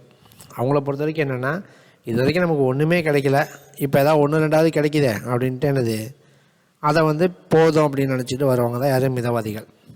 தீவிரவாதிகள் அப்படிங்கிறவங்க யாருன்னா கொண்ட கொள்கையில் தீவிரமாக இருக்கவங்க. அதாவது நீ 10 கோரிக்கை கேட்குறியா, 2 தான் அவன் செஞ்சு கொடுக்குறானா, மீதி 8 வேணும்னு சொல்லி என்ன பண்ணுவாங்கன்னா போராடுவாங்க. வழியில் என்ன பண்ணுவாங்க, போராடுவாங்க. ஸோ அவங்க தான் தீவிரவாதிகள். நம்ம இப்போ ஆயுதமேந்தி சண்டை போடுறவங்கள தீவிரவாதிகள்னு சொல்கிறோம் பார்த்தீங்களா. அந்த மாதிரி ஆயுதமேந்தி சண்டை போடுறவங்க பகத்சிங் இந்த மாதிரி ஆளுங்களை என்ன சொல்லுவாங்கன்னா பயங்கரவாதிகள் அப்படின்ட்டு பிரிட்டிஷ் சொல்லுவாங்க. நம்ம என்ன சொல்லுவோம், புரட்சிகரவாதிகள் அப்படின்னு நம்ம என்ன பண்ணுவோம்னா சொல்லுவோம். ஓகேவா. ஸோ இங்கே மிதவாதிகள் அப்படின்னா சாஃப்டாக இருக்கவங்க, திருப்பி சண்டை போட மாட்டாங்க, எதே கேட்க மாட்டாங்க. தீவிரவாதிகள்னால் கொண்ட கொள்கையில் தீவிரமாக இருந்து என்ன பண்ணுவாங்க, போராட ஆரம்பிப்பாங்க. அதுக்கப்புறம் இவங்க 2 பேர் தனியாக பிரிவாங்க. அதுக்கப்புறம் கடைசியாக சேருவாங்க. சேர டைமில் யார் வருவார், காந்தி வருவார். காந்தி வரவ எல்லாருமே யார் பின்னாடி போவாங்கன்னா காந்தி பின்னாடி போக ஆரம்பிச்சிடுவாங்க. ஓகேவா. காந்தி ஒரு முக்கிய தலைவராக இருந்து நமக்கு 1947 வரைக்கும் இருந்து என்ன பண்ணார், சுதந்திரம் வாங்கி கொடுத்துட்டார் இல்லையா. ஸோ அதில் இப்போ நம்ம இன்றைக்கி என்ன பார்க்க போகிறோம் அப்படின்னா இந்த ஃபஸ்ட்டு இருக்கக்கூடிய மிதவாதிகள் காலம் மட்டும்தான் என்ன பண்ண போகிறோம், இன்றைக்கி பார்க்க போகிறோம். மிதவாதிகள் காலம் நம்ம சொல்லிட்டோம். மிதவாதிகள் என்ன தான் பண்ணாங்கன்னு சொன்னோம், அமைதியாக இருப்பான். ஓகேவா. மிதவாதிகள் பார்த்திங்கன்னா அமைதியாக இருப்பான். இப்போ ஏஓ ஹியூம் வந்து என்ன சொல்லிட்டு போயிட்டார், நீங்கள் ஒரு அமைப்பாக வாங்க, நான் டஃப்ரின்ட்டு என்ன பண்ணுறேன் கூப்பிட்டு போகிறேன், அதாவது வைசிராய்கிட்ட கூப்பிட்டு போகிறேன், நீங்கள் உங்களுக்கு வேணுங்கிறத என்ன பண்ணுங்கள் கேளுங்க, அவரும் உங்களுக்கு வேணுங்கிறத கொடுப்பார் இல்லையா சொல்லிட்டு போயிட்டார். ஸோ இப்போ வேணுங்கிறத கேளுனா டெய்லி போய் கேட்டுட்டுலாம் இருக்க முடியாது. அப்போ இயர்லி ஒன்ஸ் என்ன பண்ணுவாங்க போவாங்க. அப்போ இருக்க வைசிராயை மீட் பண்ணுறதுக்கு காங்கிரஸ் சார்பாக என்ன பண்ணுவாங்க. இப்போ காங்கிரஸ் தான் நமக்கு முதல்ல தோன்றுற அமைப்பான்லாம் இல்லைங்க. இதுக்கு முன்னாடியே ஏகப்பட்ட அமைப்புகள் இருந்திருக்கு. ஓகேவா. சென்னை மகாஜன சபைன்னு ஒன்று இருந்திருக்கு. ஸோ அதுக்கு முன்னாடி சென்னை வாசிகள் சங்கம்னு ஒன்று இருக்குது. இதெல்லாம் நான் ஃபேமஸாக இருக்கிறது மட்டும் சொல்கிறேன். மற்றபடி குட்டி குட்டி அமைப்புகளாக ஏகப்பட்ட அமைப்புகள் இருக்குது. அவங்க அப்பப்போ போய் மீட் பண்ணுறதெல்லாம் இருக்குது. ஓகேவா. ஸோ அப்படி உருவான இயக்கத்தில் மிகப்பெரிய இயக்கமாக, ஒரு பெரிய இயக்கமாக, இந்திய மக்களில் பெரும்பான்மையான மக்கள் சப்போர்ட் பண்ண ஒரு இயக்கமாக பார்த்தா காங்கிரஸ் உருவாயிருக்கு. அவ்வளோதான். மற்றபடி நிறைய அமைப்புகள் இருந்திருக்கு. இதுக்கு முன்னாடிலாம் பார்த்திங்கன்னா சென்னை மகாஜன சபான்னு ஒரு சபா இருக்கும். ஸோ கிட்டத்தட்ட காங்கிரஸும் பார்த்திங்கன்னா அதோட டிட்டோவாக செயல்படுது அப்படின்னு தான் மக்கள்கிட்ட ஸ்டார்டிங்கில் பிரச்சனை வரும். நம்ம அதை பார்க்கலாம். ஓகேவா. சரி, இப்போ காங்கிரஸ் என்ன பண்ணுவாங்க அப்படின்னா, நம்ம டெய்லி நான் இப்போ சொன்னது தான், டெய்லி போய் அவரை போய் என்ன பண்ண முடியாது, பார்க்க முடியாது. அப்போ இயர்லி ஒன்ஸ் என்ன பண்ணுவாங்கன்னா மீட் பண்ணுவாங்க. மீட் பண்ணி அவங்களுக்கு வேணுங்கிறத என்ன பண்ணுவாங்கன்னா ஒரு டிமாண்ட் ஃபார்மாக ரெடி பண்ணி அவங்க கையில் கொடுப்பாங்க. ஸோ அதில் அவன் இதெல்லாம் செஞ்சு தர முடியும், செஞ்சு தர முடியாதுங்கிறத என்ன பண்ணுவாங்க சொல்லுவாங்க. ஓகேவா. ஸோ அப்போ இயர்லி ஒன்ஸ் என்ன பண்ணோம், அந்த என்னென்ன வேணும் அப்படின்னு பேசி முடிவெடுக்கணும் இல்லையா. அதுக்காக என்ன பண்ணுவாங்க, காங்கிரஸ் வருஷம் ஒரு மாநாடு ரெடி பண்ணுவாங்க, ஒரு கூட்டம். ஓகேவா. முதல் கூட்டம், இரண்டாவது கூட்டம்னு போட்டிருப்பாங்க. கூட்டம்னாலும் மாநாடு எல்லாம் ஒன்று தான். ஸோ வருஷம் மாநாடு என்ன பண்ணுவாங்க, ரெடி பண்ணுவாங்க. ஸோ இந்த மாநாடு எப்பயுமே எப்போ தான் நடக்கும்னா டிசம்பர் 2 தான் நடக்கும். டிசம்பர் 2 தான் உங்களுக்கு மாநாடு நடக்கும். சில நாட்களில் அவசர காலங்களில் உங்களுக்கு முன்னாடி கூட என்னாகும், மாநாடு நடக்கும். ஓகேவா. ஸோ இப்போ நம்ம என்ன பார்க்க போகிறோம் அப்படின்னா, ஃபஸ்ட்டு செஷன் எங்கே நடந்துச்சு. இந்தியாவில் மொத்தம் 3 மேஜரான ஒரு ஏரியா இருந்துச்சுங்க. ஃபஸ்ட்டு பார்த்திங்கன்னா பம்பாய், அதுக்கப்புறம் 2வது பார்த்திங்கன்னா கொல்கட்டா, 3வது பார்த்திங்கன்னா சென்னைங்கிறது அப்போ என்னது மெட்ராஸ் பிரசிடென்சி இல்லையா. ஸோ அதனால் 3மே ரொம்ப முக்கியமான இடங்களாக இருந்துச்சு. அதில் முதல் கூட்டம் எங்கே நடக்குது பாருங்கள், பம்பாயில் நடந்திருக்கு. பம்பாயில் இது ஃபஸ்ட்டு கூட்டங்கிறதால மட்டும் நம்ம என்ன பண்ணுறோன்னா டேட்டோடு பார்க்குறோங்க. ஸோ 1885 டிசம்பர் 28 என்னது முதல் கூட்டம் நடைபெற்றிருக்கு. எங்கே நடந்திருக்கு அப்படின்னா பம்பாயில் நடந்திருக்கு. ஓகேவா. பம்பாயில் கொடுத்துருக்காங்க பாருங்கள், ஒரு காலேஜில் கோகுல்தாஸ் தேஜ்பால் சமஸ்கிருத கல்லூரி, சான்ஸ்கிரிட் காலேஜ். ஓகேவா. நம்ம இதில் மெயினாக ஒன்று சொல்லுங்கள், காங்கிரஸ் நமக்கு என்ன தான் சுதந்திரம் வாங்கி கொடுத்துச்சு அப்படி இப்படின்னு நம்ம நிறையா படித்தாலும் காங்கிரஸில் பிராமின்ஸோட டாமினேஷன் என்னவாக இருந்திருக்குன்னா அதிகமாக இருந்திருக்கு. ஓகேவா. ஸோ அதனால் ஸ்டார்டிங்லலாம் மக்களுக்கு காங்கிரஸை அந்தளவுக்கு பிடிக்கல. அதுக்கப்புறம் பின்னாடி போக அவங்களுடைய போராட்டங்கள் எல்லாமே பிடிச்சி போய் மக்கள் நிறையா பேர் பின்னாடி போனாங்க. ஆனால் ஸ்டார்டிங்கில் காங்கிரஸை மக்களுக்கு அந்தளவுக்கு பிடிக்கல. ஸோ அவங்களோட இதுலேயும் பிராமணியத்துவம் அதிகமாக இருக்குது அப்படின்ட்டு என்னது சொல்கிறாங்க. ஸோ இங்கேயே பாருங்கள், நீங்கள் ஃபஸ்ட்டு காலேஜே எங்கே நடந்திருக்கு பாருங்கள், கோகுல்தாஸ் தேஜ்பால் சமஸ்கிருத கல்லூரிங்கிறாங்க. ஸோ ஒரு பிராமின் நடத்திட்டு இருந்த ஒரு காலேஜ் தான். ஓகேவா. ஸோ அதில் இவங்களுக்கு பர்மிஷன் கொடுக்குறாங்க. சரி, மீட்டிங் அனௌன்ஸ் பண்ணுறாங்க. ஸோ நம்ம காங்கிரஸ் ஃபஸ்ட்டு மீட்டிங் அனௌன்ஸ் பண்ணியிருக்காங்க. எல்லா சைட்லேருந்தும் என்னது மக்கள் வாங்க அப்படின்னு அறிவிப்பும் கொடுத்துருக்காங்க. ஆனால் வந்தது பாருங்கள் மொத்தமாக எத்தனை பேர்னு, வெறும் 72 பேர். அதாவது அந்த மீட்டிங்கில் கலந்துக்கிட்டது வெறும் 72 பேர். இந்தியா ஃபுல்லாக இருந்து போனது வெறும் 72 பேர் தான். அதில் நம்ம மெட்ராஸ்லேருந்து எத்தனை பேர் போனாங்கன்னு கேட்டிருக்காங்க ஆல்ரெடி, அதை நம்ம தெரிஞ்சு வச்சுக்கணும். 22 பேர். ஓகேவா. ஸோ மொத்தம் கலந்துக்கிட்டவங்க 72 பேர்.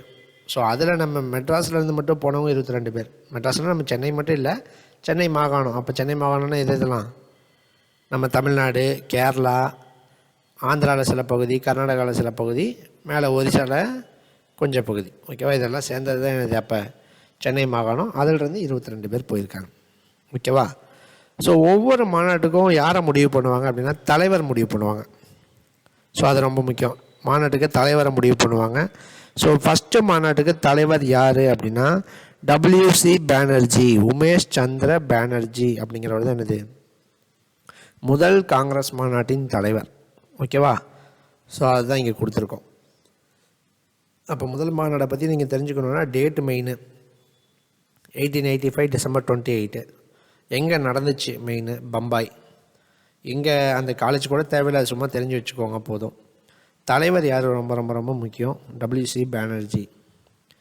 மொத்த கலந்துக்கிட்டவங்க 72 பேர். இவங்க என்ன சொல்லுவாங்கன்னா பிரேவ் 72, 72 தைரியசாலிகள் அப்படின்ட்டு என்ன பண்ணுவாங்க அந்த கூட்டத்தில் அனௌன்ஸ் பண்ணுவாங்க. ஸோ 72 பேர். அதில் சென்னை மாகாணத்திலேருந்து கலந்துக்கிட்டவங்க எத்தனை பேர்னால் 22 பேர். ஓகேவா. ஸோ இந்த 5 பாயிண்ட்டும் ரொம்ப ரொம்ப ரொம்ப முக்கியம். ஆல்ரெடி எல்லாமே கொஸ்டின் ஏரியா தான், எல்லாமே கேட்டிருக்காங்க இது எல்லாமே. இப்போ முதல் மாநாடு பார்த்துட்டோம். 2வது மாநாடு முதல் மாநாடு இவங்க எதிர்பார்த்த அளவுக்கு சூப்பராக போகல இல்லையா, ஏன்னா கூட்டமே இல்லை. நீங்கள் இந்த மிதவாதிகள் என்ன பண்ணுவாங்க, காங்கிரஸ் என்ன பண்ணுவாங்கன்னா வருஷம் ஒவ்வொரு மாநாடு என்ன பண்ணுவாங்கன்னா வச்சுருவாங்க. நம்ம தான் சொன்னோம் இல்லையா, வைஸ்ராயை இயர்லி ஒன்ஸ் தான் மீட் பண்ண போகிறாங்க. ஸோ அப்போ அந்த டைமில் ஒரு மாநாடை போட்டு அதில் என்னென்ன கேட்கலாம், நம்ம போய் வைஸ்ராயிட்ட என்னென்னப்பா கேட்கலாம் அப்படின்னு சொல்லிட்டு என்ன பண்ணுவாங்க, கேட்டு அந்த மாநாட்டிலேயே ஒரு மனதாக முடிவு பண்ணி ஒரு 10-15 பாயிண்ட் டிமாண்டாக என்ன பண்ணுவாங்க ரெடி பண்ணிவிட்டு கொண்டு போய் கொடுத்துட்டு வருவாங்க. ஓகேவா. ஸோ அதனால் எப்போவுமே வருஷம் ஒவ்வொரு மீட்டிங் வச்சுருவாங்க. அந்த மீட்டிங்கில் தலைவர் இருக்காங்க இல்லையா, அவங்க வந்து ஒட்டுமொத்த காங்கிரஸுடைய தலைவர் அப்படிலாம் இல்லை, அந்த மீட்டிங்க்கு தலைவர். மீட்டிங்க்கு தலைவர்னால் அவர் என்ன பண்ணுவார், இப்போ வந்து இப்போ 72 பேர் இருக்காங்கன்னு வச்சுக்கோங்களேன். என்னென்னப்பா கேட்கலாம், ஆளுக்கு ஏதாவது ஒரு பாயிண்ட் சொல்லுங்கள் அப்படின்னு சொல்கிறோன்னா ஆளுக்கு ஒன்று சார் இது கேட்கலாம் இந்த தடவை, இது கேட்கலாம் இந்த தடவைன்ட்டு வைஸ்ராய்ட்டு இது கேட்கலான்ட்டு என்ன பண்ணுவாங்க, ஆளுக்கு ஒவ்வொரு பாயிண்ட் சொல்கிறாங்கன்னு வச்சுக்கோங்க. நம்ம 72 கொண்டு போய் என்ன பண்ண முடியாது, கொடுக்க முடியாது.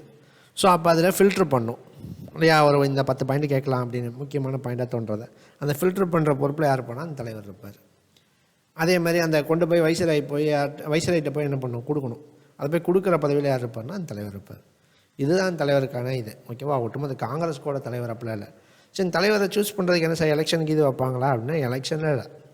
ஒட்டுக்கா அந்த கூடுதல் இருக்கவங்கள இப்போ யாராவது ஒரு வயசானவராக இருப்பார், இல்லை அனுபவம் வாய்ந்தவராக இருப்பார், இல்லை முக்கிய தலைவராக இருப்பார், அதாவது இளைஞர்களை ஈர்க்கக்கூடிய தலைவராக இருப்பார். அந்த மாதிரி ஆளாக என்ன சொல்லுவாங்க, இவர் இந்த மீட்டிங்கு தலைவராக இருக்கட்டும்பா அப்படின்னு அனௌன்ஸ் பண்ணுவாங்க. எல்லோரும் ஓகேப்பா இருக்கட்டும் அப்படின்னு ஒரு மனதாக சொல்லிட்டாங்கன்னா என்னது, அவ்வளோதான், அவர் தான் தலைவர். சப்போஸ் இல்லை நான் நிற்கிறேன் தலைவருக்கு அப்படின்னு சொன்னால் தான் என்ன நடக்கும்னா எலெக்ஷன் மாதிரி எதாவது வைப்பாங்க. அது பின்னாடி நமக்கு சுபாஷ் சந்திர போஸ் கூட ஒரு தடவை தலைவருக்கு நிற்பார். அப்போ காந்தி பார்த்திங்கன்னா ஆப்போசிட்டுக்கு பட்டாபி சீதாராமையான்னு ஒருத்தரை நிறுத்துவார். உடனே பார்த்திங்கன்னா அங்கே எலெக்ஷன் நடக்கும்.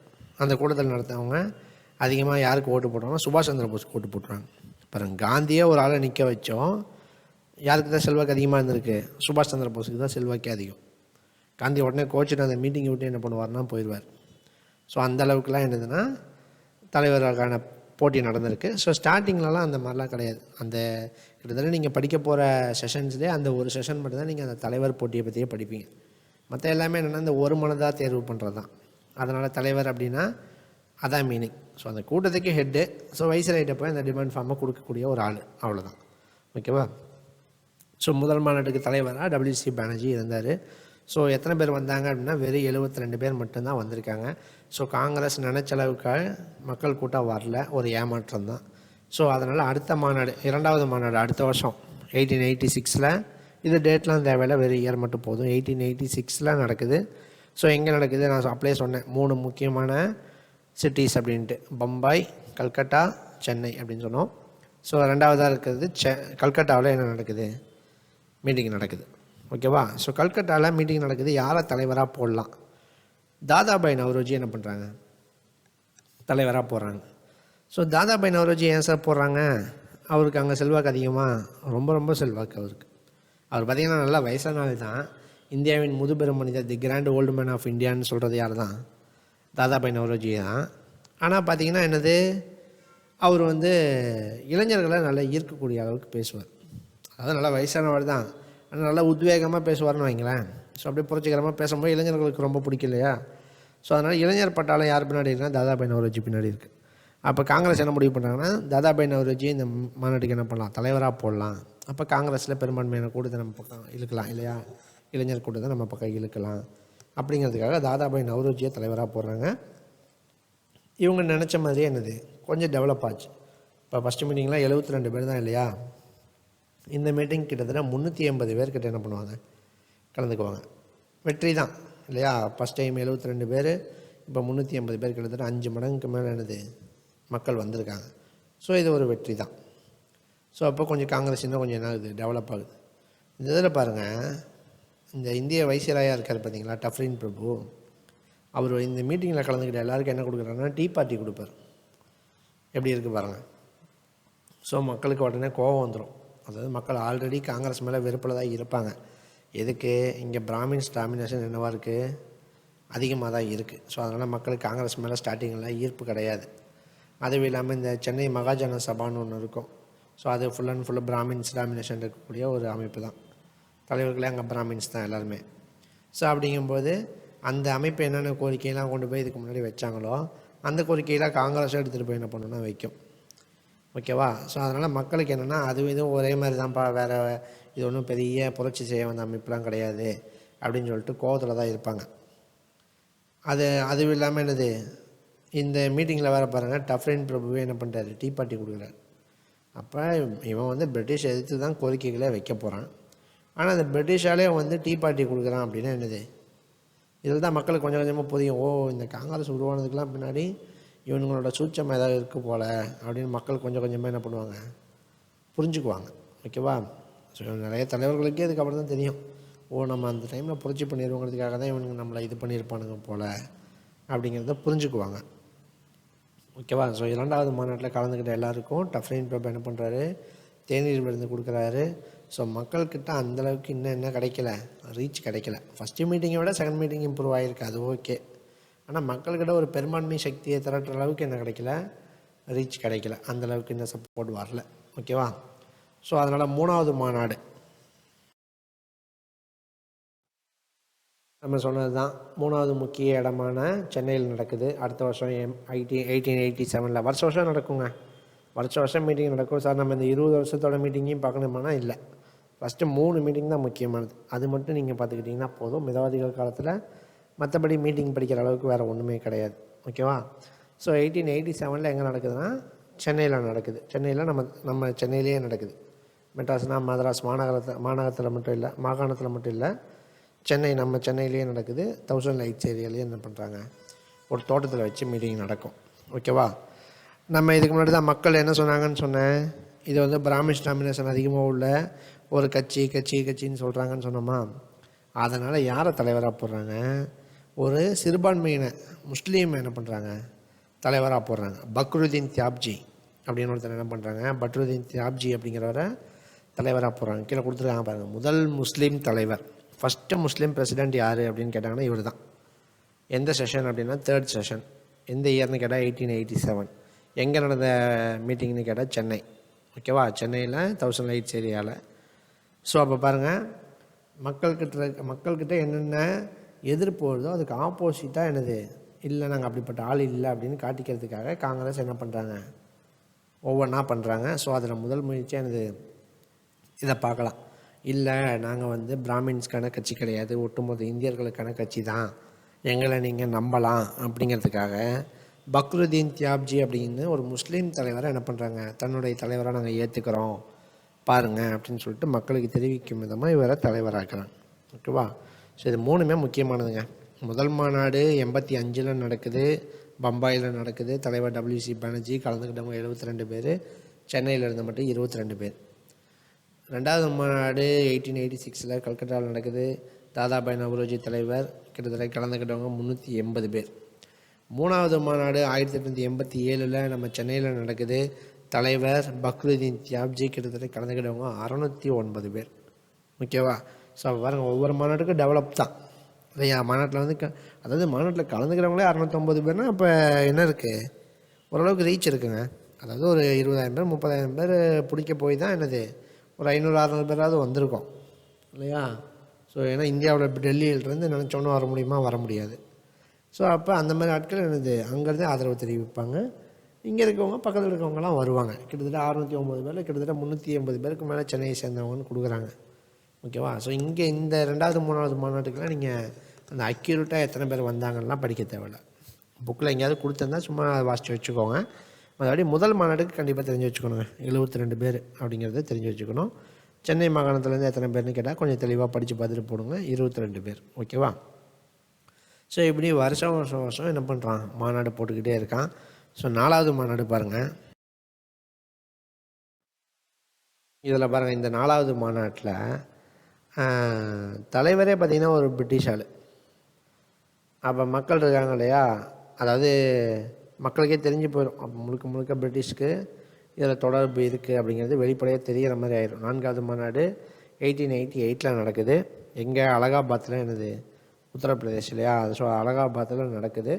ஸோ தலைவர் பாருங்கள், முதல் பிரிட்டிஷ் தலைவர், ஒரு ஆங்கிலேய தலைவர், ஜார்ஜ் யூல் அப்படின்னு ஒருத்தர்.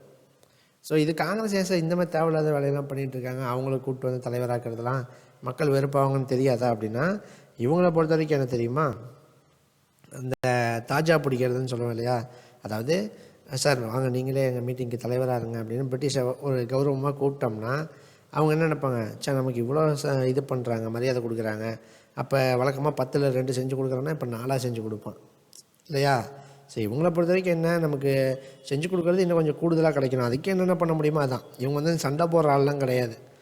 ஸோ எப்படி அப்படியே தயவாக அவங்ககிட்ட இணக்கமாக நடந்துக்கிட்டு அவங்ககிட்ட வந்து என்னென்ன வாங்க முடியுமோ வாங்கிக்கிறது அப்படிங்கிற ஆளுங்க தான் யாருன்னா மிதவாதிகள். ஸோ அதனால் அவங்க பண்ணது அந்த விதத்தில் பார்த்தா கரெக்டு தான் இல்லையா?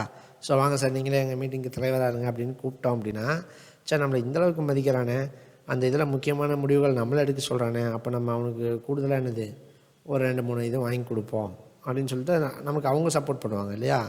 ஸோ அந்த முயற்சியில் தான் இது பண்ணுறாங்க 4வது மாநாடு. ஓகேவா? ஸோ இப்படி வருஷம் என்ன நடக்கும்னா மாநாடுகள் நடந்துக்கிட்டே இருக்கும். ஆனால் மிதவாதிகளை பொறுத்த வரைக்கும் என்ன பண்ண மாட்டாங்க, எதிர்த்து கேட்க மாட்டாங்க. 10ல் 1 2 தான் செஞ்சு கொடுக்குறாங்கன்னா கம்முன்னு வாங்கிட்டு என்ன பண்ணுவாங்கன்னா வந்துடுவாங்க. ஓகேவா? இப்படியே உங்களுக்கு ஒரு 20 வருஷங்கள் போகுது. ஸோ நமக்கு முக்கிய மாநாடுகளாக அந்த 4 மாநாடுகள் நீங்கள் பார்த்தீங்கனாலே போதுமானது. ஸோ அப்போ இவங்க இந்த 20 வருஷமாக வேறு என்ன சார் பண்ணாங்க, இவங்களோட ஆக்டிவிட்டீஸ் என்னவா இருந்துச்சு அப்படின்னா இதுதாங்க. கூட்டம், அதாவது மீட்டிங் போடுவான். ஓகேவா? வருஷம் ஒரு மீட்டிங்கை போட்டுருவான். அதில் அந்த தீர்மானம்னா என்ன, தீர்மானம் நிறைவேற்றுதல் சொல்லுவாங்களா, அதாவது ரெசல்யூஷன் பாஸ் பண்ணுறது. அதான் நம்ம சொன்ன ஃபஸ்ட் மீட்டிங் இப்போ 70 பேர் இருக்காங்கன்னா ஆளாளுக்கு ஒவ்வொரு தீர்மானம் சொல்லுங்கள், என்ன பண்ணலாம் அப்படிங்கிறத சொல்லுங்கள், கேட்கலாம் அப்படின்ட்டு. ஆளாளுக்கு ஒன்று சொல்கிறாங்கன்னு வச்சுக்கோங்க, அதெல்லாம் தீர்மானமாக வாங்கிக்குவான். அதில் எல்லாத்தையும் வச்சுக்க மாட்டான் இல்லையா? ஸோ அதில் முன்னாடி இருந்து வாசிப்பாங்க இந்த இதுன்ட்டு. அதில் மெஜாரிட்டியாக யார் சொல்கிறாங்களோ, தலைவர் எதாவது முடிவு பண்ணுறாரோ அதை என்ன பண்ணுவாங்க, ஒரு டிமாண்ட் ஃபார்ம், கோரிக்கை மனுவை என்ன பண்ணுவாங்க, ரெடி பண்ணுவாங்க. ஸோ ஒரு 100 கருத்து வந்திருக்குன்னா அதில் வந்து ஒரு 15 கருத்து என்ன பண்ணுவான் எடுத்து வைசிராய்ட்டை கொண்டு போகிறதுக்கு ஒரு டிமாண்ட் ஃபார்ம் ரெடி பண்ணுவான். இவன் ரெடி பண்ணோன்னா அவன் நேராக கொண்டு போய் வைசிராய்ட்டை கொடுக்க போவான் இல்லையா? வைசிராய் டேரெக்டாலாம் பார்க்க மாட்டார்.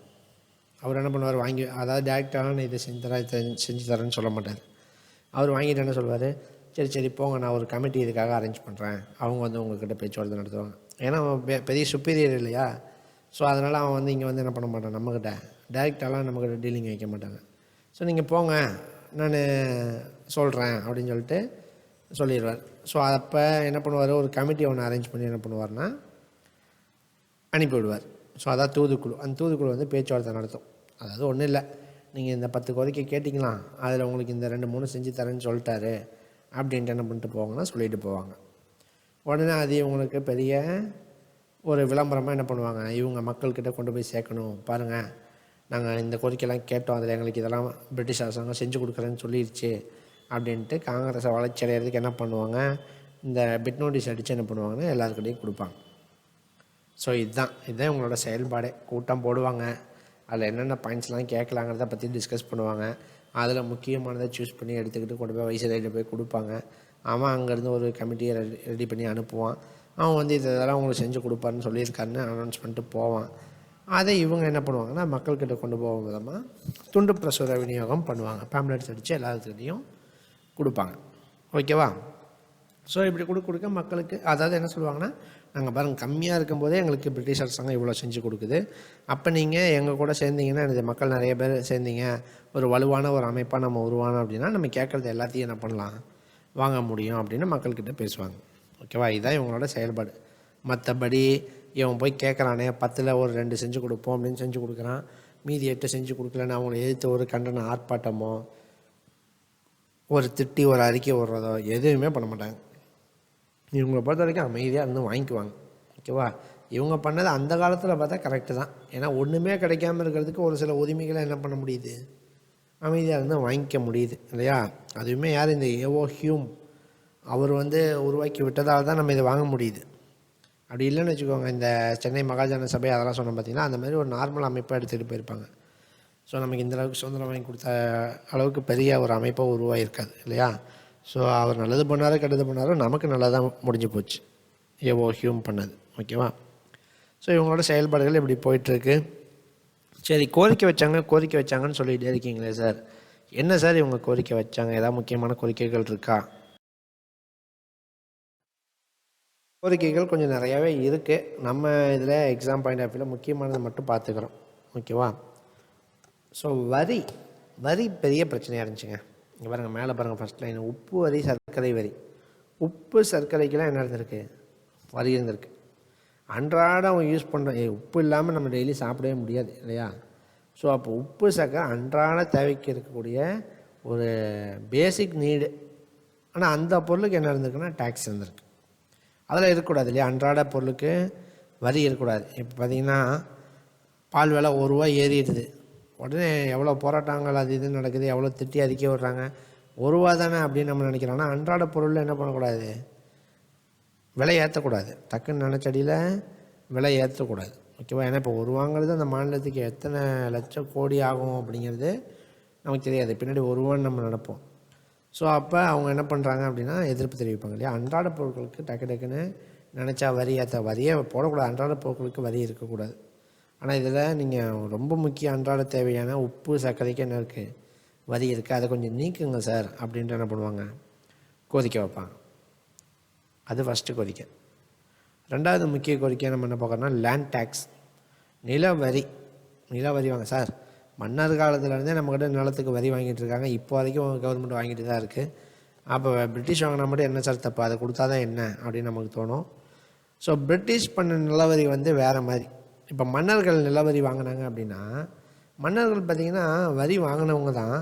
ஆனால் மக்களுடைய நலனை யோசித்து என்ன பண்ணுவாங்கன்னா ஒவ்வொன்றும் பண்ணுவாங்க.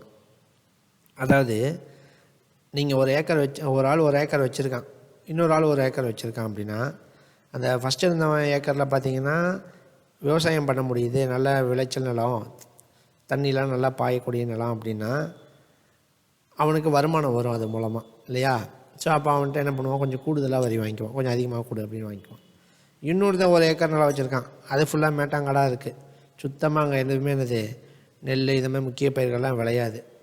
ஸோ நார்மலாக ஏதாவது இந்த உளுந்து இந்த மாதிரி பயிர்கள் தான் என்ன பண்ணிக்க முடியும், மழை காலத்தில் போட்டுக்க முடியும் அப்படின்னு இருக்குன்னா அவனால் ரொம்ப சம்பாதிக்க முடியாது இல்லையா? அப்போ அவன்கிட்ட என்ன பண்ணுவான்னா கொஞ்சம் கம்மியாக வாங்கிக்குவான் வரி. அப்புறம் எப்படி இருக்குன்னு, நிறையா சம்பாதிக்கிறவன்ட்ட நிறையா வாங்கிக்குவான், கம்மியாக சம்பாதிக்கிறவன்ட்ட கம்மியாக வாங்கிக்குவான். இப்போ நம்மக்கிட்ட கவர்மெண்ட் அப்படி தானே வாங்குது. நீ இயர்லி இவ்வளோ சம்பாதிச்சேன்னா நீ எனக்கு இவ்வளோ % டேக்ஸ் கொடு வாங்குறாங்களா? அப்போ அதிகமாக சம்பாதிக்கிறவன் அதிகமாக டேக்ஸ் கொடுப்பான், கம்மியாக சம்பாதிக்கிறவன் கம்மியாக டேக்ஸ் கொடுப்பான். அந்த மாதிரி வாங்குறது கரெக்டு. அதுவே பார்த்திங்கன்னா பிரிட்டிஷ் எப்படி வாங்கினா, இப்போ 1 ஏக்கருக்கு இவ்வளோனா அவ்வளோதான், நீ அதில் விளைச்சல் பண்ணாமல் போய் என்னவோ பண்ணு, மொத்தத்தில் அவனுக்கு என்ன பண்ணிடணும், நீ வரியை கொடுத்தணும். இது மோசமான ஒரு சட்டம் இல்லையா? ஏன்னா இப்போ இது அந்த விவசாயம் பண்ணுறவனுக்கு பாதிப்பு இல்லை, அந்த இன்னொருத்தனுக்கு மட்டும் தான் பாதிப்புன்னு நீங்கள் நினைக்காதீங்க. எல்லாருக்குமே பாதிப்பு தான். ஏன்னா விவசாயம் பண்ணுறவனுக்கு என்னது, மழை இல்லைன்னா என்னது விளைச்சல் இல்லை. ஒரு சில வருடங்கள்லாம் மழையே பெய்யாது, கடும் பஞ்ச நிலவும். அந்த மாதிரி காலங்களையும் வரி கண்டிப்பாக அவன் கேட்டால் கொடுத்தாகணும் அப்படின்ட்டு இருக்கும். ஸோ அப்போ மக்களுக்கு பயங்கர அவதியாக இருந்துச்சு. ஸோ அதனால் நிலவரியை நீக்குங்க அல்லது குறைங்க அப்படின்னு கேட்டாங்க. மொத்தத்தில் நிலவரியை கம்மி பண்ண சொல்கிறாங்க. அது ஒரு பாயிண்ட். ஓகேவா? இதெல்லாம் முக்கியமான கோரிக்கைகள். ஏன்னா முக்கியமான ரொம்ப பேசிக்காக என்னது பிரச்சனைகள் இருக்கக்கூடிய ஏரியா. ஸோ 3வது பாருங்கள், இராணுவ செலவை கம்மி பண்ணுங்கள். இங்கே ஒரு மன்னன் இருக்கான், மக்கள்கிட்ட வரி வாங்குறான்னா அது திருப்பி மக்களுக்கு என்ன பண்ணணும், செலவு பண்ணணும் இல்லையா? அப்போ இந்தியாவில் இவங்க நம்மளை ஆட்சி பண்ணுறாங்க, நம்மக்கிட்ட வரி வாங்குறாங்க, ஓகே. ஆனால் திருப்பி நம்ம மக்களுக்கு சட்டத்திட்டங்கள் மூலமாக அதில் என்ன பண்ணணும், செலவுகள் பண்ணணும். ஸோ அதான் கரெக்டான வரி வாங்குறது. ஆனால் இவன் நம்மக்கிட்ட வரியெல்லாம் வாங்கிட்டு நமக்கு எதுவுமே பேசிக் நீட்ஸ்லாம் பண்ணி தராமல் இவன் இராணுவ செலவு, அதாவது மற்ற நாடு கூட எனது இராணுவத்தில் சண்டை போட்டுட்ருக்கான். சண்டை போட்டு அந்த நாடுகளை பிடிக்கிற, இப்போ இந்தியாவை எப்படி பிடிச்சான் அது மாதிரி நாடு பிடிக்கிற வேலையை பார்த்துட்ருக்கான். அப்போ என்ன சொல்கிறாங்க, எங்ககிட்ட வரியை வாங்குறீங்க, எங்களுக்கு கொஞ்சம் கொடுங்க, கொடுத்துட்டு நீங்கள் என்ன பண்ணுங்கள், மீதியை வச்சுட்டு உங்கள் இராணுவ செலவை பாருங்கள் அப்படின்னு கேட்பாங்க. ஸோ இராணுவ செலவை முதல்ல கம்மி பண்ணுங்கள் அப்படின்னு கேட்பாங்க. ஓகேவா? ஸோ அது ஒன்று. அடுத்து உள்ளாட்சி அமைப்பிற்கு அதிகாரம். இது ரொம்ப முக்கியங்க. நீங்கள் யோசிச்சு பாருங்களேன், ரிப்பன் பிரபு உள்ளாட்சி அமைப்பை உருவாக்கிட்டார். ஆனால் இப்போ இருக்கிற அளவுக்கு கூட அதிகாரம் அப்போ கிடையாது. ஸோ அப்போ என்ன கேட்குறாங்க, மேலேருந்து நீங்கள் ஆட்சி பண்ணுறீங்க, அது ஓகே, கீழே எங்கள் இடத்துலையாவது எங்களை என்ன பண்ண விடுங்க, ஆட்சி பண்ண விடுங்க. ஸோ உள்ளாட்சி அமைப்புக்கு அதிகாரம் கொடுங்க, கூடுதல் அதிகாரம் தேவை அப்படின்னு கேட்பாங்க. ஸோ அதுக்கப்புறம் சட்டமன்ற விரிவாக்கம்.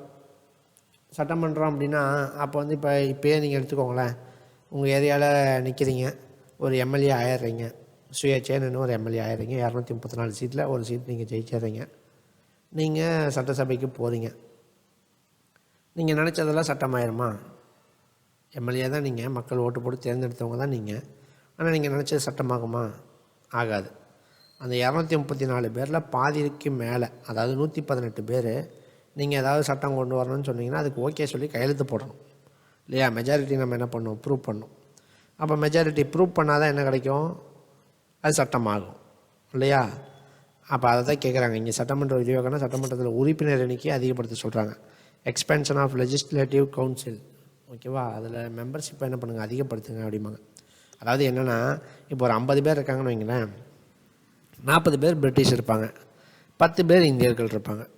இதில் நம்ம ஏதாவது மெஜாரிட்டி ப்ரூவ் பண்ண முடியுமா? நம்ம ஏதாவது ஒரு நல்ல சட்டமே கொண்டு வரணும்னு நம்ம சொன்னாலுமே நம்மக்கிட்ட 10 பேர் தான் இருக்கான். அப்போ நல்ல சட்டமாக இருந்தாலுமே அது என்ன ஆகாது? சட்டமாகாது. அவன் கெட்ட சட்டம், நமக்கு எதிரான சட்டத்தை ஒன்று சொன்னாலுமே அங்கே என்ன ஆயிரும்? சட்டம் ஆயிரும். அப்போ என்ன கேட்குறாங்க அப்படின்னா, சட்டமன்றத்தை கொஞ்சம் விரிவாக எங்களுக்கு கொஞ்சம் அதிக நபர்களை கொடுங்க. இப்போ 50 பேர்னா கிட்டத்தட்ட பாதி பாதி கொடுங்க அப்படின்னு கேட்டுட்ருப்பாங்க. ஓகேவா? சட்டமன்றத்தை கொஞ்சம் விரிவாக்குங்க அப்படின்னு கேட்பாங்க. அடுத்து பாருங்கள், ஐசிஎஸ் தேர்வு. நம்ம படித்தோமா ஒரு ஆள், ஏஓ ஹியூம் அப்படின்னு ஒருத்தர், ரிட்டையர்டு ஐசிஎஸ் ஆஃபீஸர் அப்படின்னு படித்தோமா? ஸோ அந்த ஐசிஎஸ் எக்ஸாம் அப்படிங்கிறது எங்கே மட்டும்தான் நடந்துட்டு இருந்துச்சுன்னா இங்கிலாந்தில் மட்டும்தான் நடந்துட்டு இருந்துச்சு. அப்போ பாருங்கள், இந்தியாவில் நீங்கள் நல்லா படிக்கக்கூடிய ஒரு ஆளாகவே இருந்தாலும் நீங்கள் ரொம்ப ஒரு ஏழையாக இருக்கீங்க, நீங்கள் இங்கிலாந்து போய் எக்ஸாம் எழுதிட்டு வர முடியுமா? அப்போ அவங்க என்ன கேட்குறாங்க, அந்த ஐசிஎஸ் எக்ஸாமை இந்தியாவிலையும் நடத்துங்க. இப்போ எப்படி நம்மளால் ஒருத்தர் ஜட்ஜ் ஆனார் அப்படின்னு சொன்னோன்னா, அது மாதிரி அந்த எக்ஸாம் இங்கேயும் நடத்துங்க, எங்காலும் ஆஃபீஸர் ஆவான்ல, அதனால் அந்த ஐசிஎஸ் எக்ஸாம் என்ன பண்ணுங்கள், இந்தியாவிலையும் கொஞ்சம் நடத்துங்க சார் அப்படின்னு கேட்குறாங்க. இது ஒரு பாயிண்ட்டு. ஸோ அடுத்து பாருங்கள், ஜுடிஷரியும் எக்ஸிக்யூட்டிவும் என்னது, அதாவது அட்மினிஸ்ட்ரேஷனையும் தனித்தனியாக பிரிங்க. நீதியும் நிர்வாகமும் வெவ்வேறு ஆட்கையில் தான் கண்டிப்பாக இருக்கணும் இல்லையா? இது ரொம்ப ரொம்ப ரொம்ப முக்கியமான ஒரு பாயிண்ட்டு. அதான் நாங்கள் கரெக்டு. நீதியும் நிர்வாகமும் ஒரே கையில் இருக்கக்கூடாது. இப்போ பார்த்திங்கன்னா நிர்வாகம் நம்ம நாட்டில் முதலமைச்சர் கையில் இருக்குது, நீதித்துறை தனியாக செயல்படுது. ஓகேவா? இப்போ ஒரு பேச்சுக்கு போன டைம் பார்த்திங்கன்னா ஜெயலலிதா அம்மா இருக்காங்க. ஸோ அவங்க பார்த்திங்கன்னா நிர்வாகத்தோட ஹெட் அவங்க தான் இல்லையா? ஸோ இங்கே முதலமைச்சர் அவங்க தான். ஸோ ஆனால் நீதித்துறை தனித்துவமாக செயல்படுறதால் தான் என்னது, முதலமைச்சராகவே இருந்தாலும் அவங்க மேலே குற்றம் இருந்தால் என்ன பண்ண முடியுது, தண்டனை தர முடியுது. அதுவே நீதி நிர்வாகம் ஒரே ஆள் கையில் இருந்தால், இப்போ ஜெயலலிதா அம்மையார் கையிலேயே நீதி இருந்துச்சுன்னா இப்போ அவங்க பண்ண தப்பு இல்லைன்னு அவங்க ப்ரூவ் பண்ணிக்குவாங்க இல்லையா? ஸோ இதுதான். அப்போ என்னதுன்னா, நீதி நிர்வாகம் தனித்தனியாக என்ன ஆகணும், செயல்படணும் அப்படிங்கிறது தான் என்னது அவங்களோட டிமாண்டாக வச்சுருக்காங்க. ஸோ எல்லாமே என்னென்னா முக்கியமான கோரிக்கைகள் தான். ஆனால் இதெல்லாமே செஞ்சு கொடுத்துட்டாங்களா சார் அப்படின்னா இல்லை. நம்ம சொல்லிட்டோம் ஆல்ரெடி, 10ல் 1 2 தான் செஞ்சு கொடுப்போம் அப்படின்ட்டு. ஸோ அப்போ இதில் எது தான் செஞ்சு கொடுத்தாங்க, செஞ்சு கொடுக்கல அப்படின்னா, ஃபஸ்ட்டு 4மே செஞ்சு கொடுக்கல. உப்பு வரி, சர்க்கரை வரி, நிலவரி இதெல்லாம் குறைக்கவும் இல்லை நீக்கவும் இல்லை. ஏன்னா அவன் நம்மக்கிட்ட வந்து வரியை வாங்கி தான் நம்மக்கிட்ட இதுவே பண்ணிகிட்ருக்கான், ஆட்சியை நடத்திட்டு இருக்கான். அவன் எப்படி நமக்கு அதை குறைப்பான்? அவன் நம்மளை பற்றி நம்ம கஷ்டப்படுவோம் அதெல்லாம் அவன் யோசிக்க மாட்டான். ஸோ அதனால் அது என்ன நடக்குது, அவன் இஷ்டம் போல் வாங்கிட்டு தான் இருக்கான். அடுத்து இந்த இராணுவ செலவு அதை குறைக்கலை. நான் உன்னை ஆட்சி பண்ணுறதே நான் தான், என்கிட்ட வந்து நீ ரூல்ஸ் பேசாத அப்படின்ட்டு அதையும் குறைக்கலை. உள்ளாட்சி அமைப்பிற்கு அதிகாரம் நம்ம கையில் அதிகாரத்தை அவன் கொடுக்கவே மாட்டான். ஸோ அதனால் இந்த 4மே பண்ணி தரல.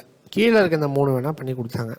இப்போ சட்டமன்ற விரிவாக்கம் அப்படின்னா விரிவாக்குவாங்க, ஆனால் அதில் நமக்கு சாதகமாக இல்லை. இப்போ 50 பேரில் 10 பேர் நம்ம, 40 பேர் அவங்கன்னு சொன்னோன்னா, இப்போ விரிவாக்கியிருக்கானா என்ன பண்ணுவான், 15 பேர் நம்ம, 35 பேர் அவன் விரிவாக்குவான். அப்போ அதுலேயும் ஒரு யூஸும் இல்லை இல்லையா? அதுலேயும் மெஜாரிட்டி நமக்கு கொடுக்கல. ஆனால் என்ன, கண் தொலைப்புக்கு விரிவாக்கியிருக்காங்க. அடுத்து ஐசிஎஸ் எக்ஸாம். ஸோ அது இந்தியாவில் நடத்த ஒத்துக்கிட்டாங்க. ஆனால் அதுலேயும் கொஞ்சம் ரெஸ்ட்ரிக்ஷன் வச்சுருவோம். இப்போ இங்கிலாந்து எழுதுகிறவங்களுக்கு இவ்வளோ தான் பாஸ் மார்க்கு, இங்கே எழுதுகிறவனுக்கு பாஸ் மார்க் வேறு, அங்கே எழுதுகிறவனுக்கு ஒரு ஏஜ் லிமிட்டு, இங்கே எழுதுகிறவனுக்கு ஒரு ஏஜ் லிமிட்டு. 21 வயசு நம்ம தான் இங்கே எழுதுகிறவங்களுக்கு ஏஜ் லிமிட்டு அந்த மாதிரி வச்சுருப்பாங்க. ஓகேவா? ஸோ மொத்தத்தில் ஆனால் இந்தியாவில் நடத்தி கொடுத்தாங்க. நீதி நிர்வாகத்தையும் 2ஆக பிரிச்சுட்டாங்க. அது சொன்னோன்னே பிரிச்சுட்டாங்க. அது வரைக்கும் டிஸ்ட்ரிக்ட் கலெக்டர் தான் டிஸ்ட்ரிக்ட் ஜட்ஜு தான் கலெக்டரு. அதுக்கப்புறம் பிரிச்சுட்டாங்க. அதையும் அவங்களுக்கு வந்து சாதகம்தான். ஏன், 2மே எப்படி அவங்க ஆஃபீஸர் தான் இருக்க போகிறாங்க, அப்போது ஒன்றும் பிரச்சனை இருக்காது. அப்போ பாருங்களேன், லாஸ்ட்டு 3 செஞ்சு கொடுத்துருங்க, மேலே 4 செஞ்சு கொடுக்கல. அப்போ பாருங்கள், 10ல் 1 2 செஞ்சு கொடுப்பான்னு சொன்னோன்னா, அந்த மாதிரி செஞ்சு கொடுக்குறது என்ன தான், அவனுக்கு சாதகமாக இருந்தால் தான் செஞ்சு கொடுப்பான், அவனுக்கு ஏதாவது பாதிப்பு வர மாதிரி தான் செஞ்சு கொடுக்க மாட்டான். அப்போ மொத்தத்தில் என்ன, நம்ம கேட்குறதுல பார்ப்பான், அவனுக்கு எதெல்லாம் பாதிப்பாக இருக்கோ எல்லாத்தையும் ரிஜெக்ட் பண்ணி விட்ருவான். ஏதாவது ஒன்று ரெண்டு நமக்கு பண்ணாலும் சரி நமக்கு பாதிப்பு இல்லை அப்படின்னா அவனுக்கு பாதிப்பு இல்லைன்னு தோன்றதை சரி ஓகேன்னு பண்ணி கொடுப்பான். இப்படி தான் பண்ணிகிட்டு இருந்திருக்காங்க நம்ம போராடுற வரைக்கும். நம்ம 1905க்கு அப்புறம் தான் நம்ம போராடவே ஆரம்பிப்போம். அது வரைக்கும் என்ன தான் சும்மா அவன் கொடுக்குறத வாங்கிக்கிட்டு போயிட்டுருப்போம். இதே தான். ஸோ அதனால் இந்த 20 வருஷத்தில் நீங்கள் படிக்க வேண்டிய பாயிண்ட்ஸ் ஒன்றும் மேஜராக இருக்காது. இவ்வளோ தான். மொத்தமாக நீங்கள் ஒரு 4 மாநாடை பற்றி பார்த்துட்டு, காங்கிரஸ் உருவானதை ஃபஸ்ட்டு பார்த்தோம். அடுத்து ஒரு 4 மாநாடை பார்த்தோம். அடுத்து அவங்க என்னென்ன பண்ணாங்க, என்னென்ன கோரிக்கை வச்சாங்க, அதில் எதை செஞ்சு கொடுத்தாங்க, செஞ்சு கொடுக்கல, அவ்வளோதான் பார்த்துருக்கோம். ஓகேவா? ஸோ இதுக்கடுத்து இன்னும் ஒரே ஒரு டாபிக் பார்க்கணும், தலைவர்களை பார்க்கணும். ஸோ மிதவாதிகள்னு சொல்கிறீங்களே, இதில் முக்கியமான தலைவர்கள் இருந்தாங்க அப்படி இப்படின்னு சொல்கிறீங்க. முக்கியமான தலைவர்கள் யார் யார் சார்? அவங்கள பற்றி பேசிக்காக எக்ஸாம் பாயிண்ட் ஆஃப் வியூவில் என்ன கேட்குறாங்களோ அதை மட்டும் பார்த்தா முடிஞ்சுது. ஓகேவா? ஸோ முதல் தலைவர் நம்ம பார்க்கக்கூடிய முதல் தலைவர் கிட்டத்தட்ட ஒரு 7-8 பேரை பற்றி பார்க்க போகிறோம். ஃபஸ்ட்டு ஆள் நம்ம யாரை பற்றி பார்க்க போகிறோன்னா, நம்ம ஆல்ரெடி பார்த்தவர் தான், அந்த காங்கிரஸ் மாநாட்டோட முதல் தலைவர். இந்த ஃபஸ்ட்டு மீட்டிங்கில் தலைவராக இருந்தார் பார்த்தீங்களா, உமேஷ் சந்திர பானர்ஜின்ட்டு, அவர் தான், WC பானர்ஜி. இவரை பற்றி ஒரே ஒரு கேள்வி தான், காங்கிரஸ் மாநாட்டின் முதல் தலைவர் யார், first president of Congress session கேட்டாங்கன்னா யார் தான்? இவர் தான். எந்த மாநாடு? பம்பாய் மாநாடு. ஸோ பம்பாய் மாநாட்டில் இவர் தான் முதல்ல தலைவராக தேர்ந்தெடுக்கப்பட்டவர். WC பானர்ஜி. 2 பானர்ஜி வருவாங்க. ஸோ WC பானர்ஜி ஒருத்தர், SN பானர்ஜி ஒருத்தர். ஸோ இவர் ஃபஸ்ட்டு மீட்டிங்க்கு தலைவர். ஓகேவா? ரெண்டாவது ஆள், இவர் ரொம்ப முக்கியமான ஆளுங்க, நிறைய பாயிண்ட் இருக்குது இல்லையா? இவர் பாருங்கள், யார்? தாதாபாய் நவரோஜி, முக்கிய தலைவர் இல்லையா? இந்தியாவின் முதுபெரும் மனிதர் என அறியப்படுவார், grand old man of India. நல்ல வயசானவர், சொல்லிட்டோம் ஆல்ரெடி இந்த பாயிண்ட்டை. நல்ல வயசானவர் தான், நல்ல வசதியான குடும்பம் தான், பார்சி குடும்பம்னு சொல்லுவாங்க. ஸோ நல்ல வசதியான குடும்பம் தான், வக்கீல் வேறு இவர். ஓகேவா? ஸோ அப்போ இவர் என்ன பண்ணுறாருன்னா, இவர் தனியாக இந்த காங்கிரஸுக்கு முன்னாடியே பார்த்தீங்கன்னா இவர் 2-3 அசோசியேஷன்லாம் என்னது ஃப்ரேம் பண்ணி நடத்திட்டு இருப்பார். இப்போ 1885ல் காங்கிரஸ் உருவாகுதுன்னா அந்த மாதிரி ஒரு அமைப்பு இருக்கு இல்லையா, அந்த மாதிரி இவர் ஆல்ரெடி 2-3 அமைப்பு வச்சு நடத்திட்டு இருக்கிறவர் தான்.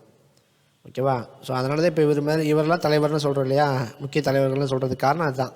ஏன்னா இந்த மாதிரி அமைப்பு வச்சுருக்காரு. ஸோ இப்போ இவர் கீழே இந்த அமைப்பில் உறுப்பினராக இருப்பாங்க இந்த கழகத்தில்.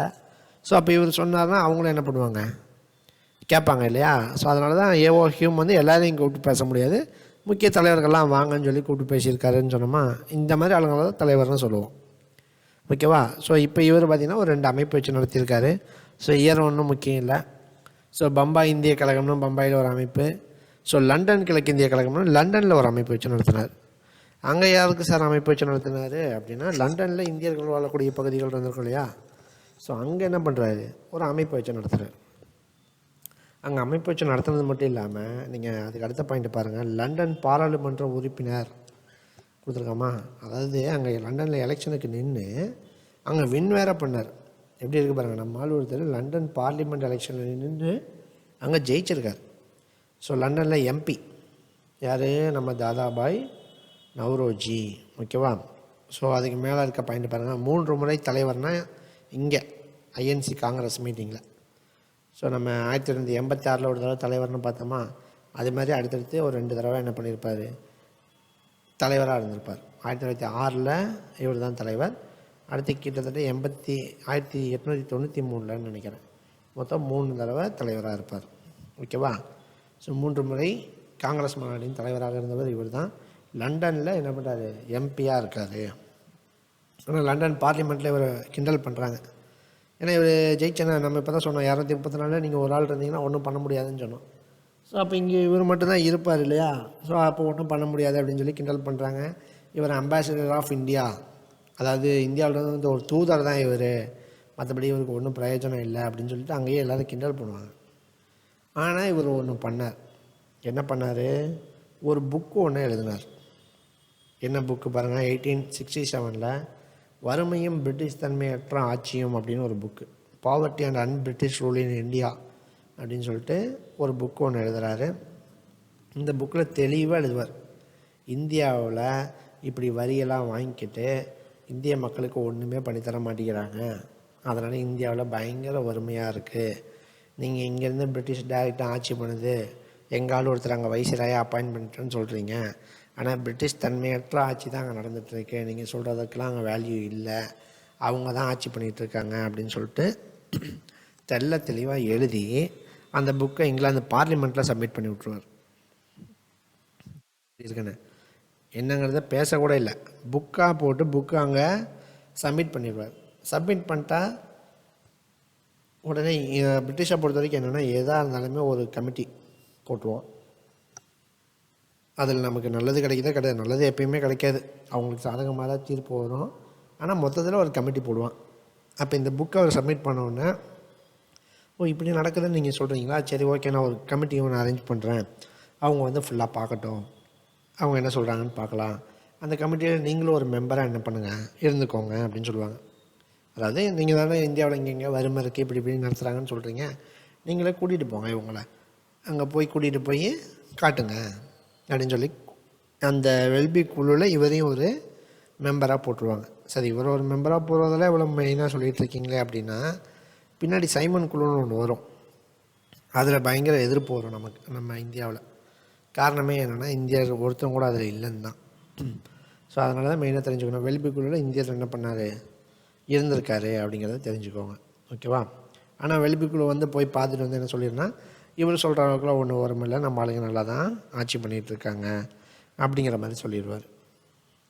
அதான் சொல்கிறேன், மொத்தத்தில் கமிட்டி போட்டாங்கனாலும் ஒன்று நமக்கு ஒரு புரட்சிலாம் வெடித்து நல்ல தீர்ப்புலாம் கொடுக்க மாட்டாங்க. ஆனால் என்னென்னா நம்ம எக்ஸாம் பாயிண்ட் ஆஃப் வியூவில் என்ன கமிட்டி போட்டாங்கங்கிறத கொஞ்சம் படித்து வச்சுக்கணும், ஓகேவா. அடுத்து மெயினாக என்ன பார்க்க போகிறோம் அப்படின்னா, இவருடைய பத்திரிக்கை. எல்லாருமே பத்திரிக்கைங்க, பத்திரிக்கைக்கு மோஸ்ட்லி என்ன பண்ணாங்கன்னா ஸ்டார்ட் பண்ணி எழுத ஆரம்பித்தாங்க இல்லையா. ஸோ அதுக்குள்ள காரணம் இருக்குது, நான் பின்னாடி ஜிஎஸ் ஐயர் பார்க்கும்போது அந்த காரணத்தை சொல்கிறேன். ஸோ பத்திரிகை உருவானதுக்கு நிறைய பேர் உருவாக்கி நிறைய பத்திரிகை, பெரியாரெலாம் நிறைய பத்திரிகை எழுதியிருக்காரு, பாரதியார் நிறைய பத்திரிகை எழுதியிருக்காரு, அது இதுன்னு படிக்கிறோம் இல்லையா. இந்தியா, விஜயா, சுதேசமித்ரன் போன்ற இதழ்களை நடத்தி வந்தவர் பாரதியார் படிக்கிறோம். இந்த விடுதலை, புரட்சி, பகுத்தறிவு, ரிவோல்ட் இந்த மாதிரி பத்திரிகைகள் எழுதி வந்தவர் பெரியார். ஒவ்வொருத்தங்க ஒவ்வொரு பத்திரிகை எழுதி வந்தாங்கன்னு படிக்கிறோம். ஸோ இவர் நடத்தின பத்திரிகை எதுனா ராஸ்ட்கோஃப்டர் அப்படின்னு ஒரு பத்திரிகை. ராஸ்ட்கோஃப்டர் அப்படின்ட்டு ஒரு பத்திரிகை ஒன்று நடத்தியிருக்காரு தாதாபாய் நவ்ரோஜி. போன டிஎன்பிசி எக்ஸாம் குரூப் 4 கூட கேட்டிருந்தாங்க, தாதாபாய் இவர் பாலகங்காதர திலகர் நடத்திய பத்திரிகை இது கேசரி மராட்டா. அதுக்கு முன்னாடி ஏதோ ஒரு எக்ஸாமில் என்ன கேட்டிருந்தாங்கன்னா மேத்ஸ் த ஃபாலோயிங்கில் கேட்டிருந்தாங்க. அன்னி பெசன்ட் அம்மையார், திலகர் இவங்கெல்லாம் நடத்தின பத்திரிகை. அன்னி பெசன்ட் அம்மையார் நியூ இந்தியா, காமன்வெல் அப்படின்னு 2 பத்திரிகை. இந்த மாதிரி பத்திரிகைகள் ரொம்ப முக்கியம், ஸோ தெரிஞ்சு வச்சுக்கணும். இவர் நடத்தின பத்திரிகை ராஸ்ட்கோஃப்டர் அப்படின்னு ஒரு பத்திரிகை, ஓகேவா. ஸோ இவர் இந்த 1906 என்னவாக இருப்பார்னு சொன்னோம், தலைவராக இருப்பார்னு சொன்னோமா. 86, 1906, 1893 மூணுலேயும் தலைவராக இருப்பார்னு சொன்னோமா. அந்த 1906 இவர் ஒரு அனௌன்ஸ்மெண்ட்டு அந்த மீட்டிங்கில் சொல்லுவார், சுயராஜ்யமே காங்கிரஸின் நோக்கம், the aim of the Congress is Swaraj அப்படின்னு சொல்லுவார். அதாவது காங்கிரஸுடைய நோக்கமே சுயராஜ்யம் தான். சுயராஜ்யம்னா என்ன, கிட்டத்தட்ட சுதந்திரம் தான். சுதந்திரம் தான் காங்கிரஸோட ஒரே நோக்கம் அப்படின்ட்டு என்ன பண்ணுவார்னா அப்படியே உணர்ச்சிபூர்வமாக அனௌன்ஸ் பண்ணுவார், ஓகேவா. தாதாபாய் நவ்ரோஜி அதான் சொன்ன பயப்பட மாட்டார் இவர், ஓகேவா. 1906 அது சொல்லுவார். அதெல்லாம் நம்ம பின்னாடி பார்க்கலாம் தெளிவாக. இங்கே இந்த மாதிரி நார்மல் பாயிண்ட்ஸ் மட்டும் எழுதி வச்சுக்கோங்க. மெயினாக நம்ம நேற்று சொன்னது தான். கண்டிப்பாக என்ன பண்ணணும்னா ஸ்டூடெண்ட்ஸ் நோட்ஸ் எடுக்கணும், அது ரொம்ப ரொம்ப ரொம்ப முக்கியம்.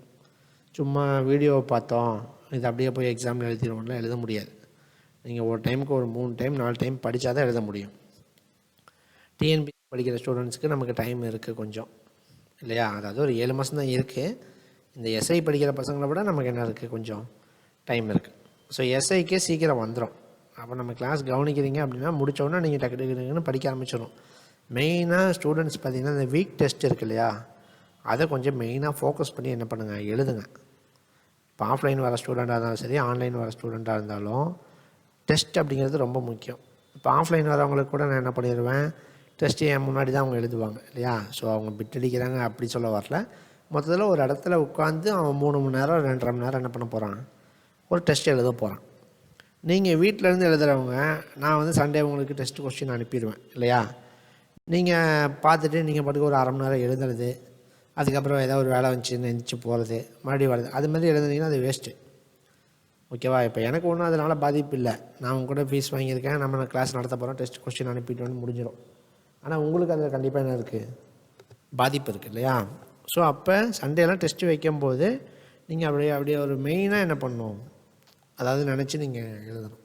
ஒரு 2.5 மணி நேரம் 3 மணி நேரம் அந்த இடத்த விட்டு எந்திரிக்காமல் என்ன பண்ணணும்னா எழுதணும். எக்ஸாமுக்கு போகும்போது என்னென்னலாம் கொண்டு போவீங்களோ அது மாதிரி எல்லாத்தையும் எடுத்து வச்சுக்கணும். பேனா, பேப்பரு, ஏன்னா மேக்ஸ் போட்டு பார்க்குறதுக்கு பேப்பர் வேணும் இல்லையா? சும்மா உட்காந்துட்டு மறுபடியும் எந்திரிச்சு போய் ஒரு நோட் எடுத்துகிட்டு வர்றது அது மாதிரிலாம் பண்ணக்கூடாது. ஒரு 2 பேப்பரு, ஒரு பேனா, அதுக்கப்புறம் அந்த ஓஎம்ஆர் கொடுத்தா அதை பிரிண்ட் போட்டு வச்சுக்கணும். ஓஎம்ஆர், அதுக்கப்புறமா டெஸ்ட் கொஸ்டின் பிரிண்ட் போட்டாலும் சரி, ஃபோனில் வச்சு நீங்கள் எழுதினாலும் ஓகே. பிரிண்ட் போட்டுக்கிட்டிங்கன்னா ரொம்ப நல்லது தான். ஓகேவா? போட்டுட்டு நீங்கள் பாட்டுக்கு வந்து ஒரு 2 மணி நேரம் 3 மணி நேரம் என்ன பண்ணணும், டெஸ்ட்டு நீட்டாக எழுதிடணும். 3 மணி நேரத்தை தாண்டி எழுதக்கூடாது. டிஎன்பிசி ஸ்டூடெண்ட்டுக்கு 3 மணி நேரம் தான் டைம் இல்லையா? ஸோ நீங்கள் 3 மணி நேரங்கிறது நீங்கள் 2.5 மணி நேரம்னு கணக்கு வச்சுட்டு நீங்கள் 2.5 மணி நேரத்துக்குள்ளே முடிச்சிடணும் மேக்ஸ் எல்லாத்தையும் சேர்த்தியே. ஸோ அப்படி எழுதுனீங்கன்னா தான் உங்களுக்கு கரெக்டாக இருக்கும். ஓகேவா? எஸ்ஐ ஸ்டூடெண்ட்ஸுக்கு டைம் 2.5 மணி நேரம் தான். அப்போ நீங்கள் ஒரு 2.25 மணி நேரம்னு வச்சுட்டு எழுதணும்.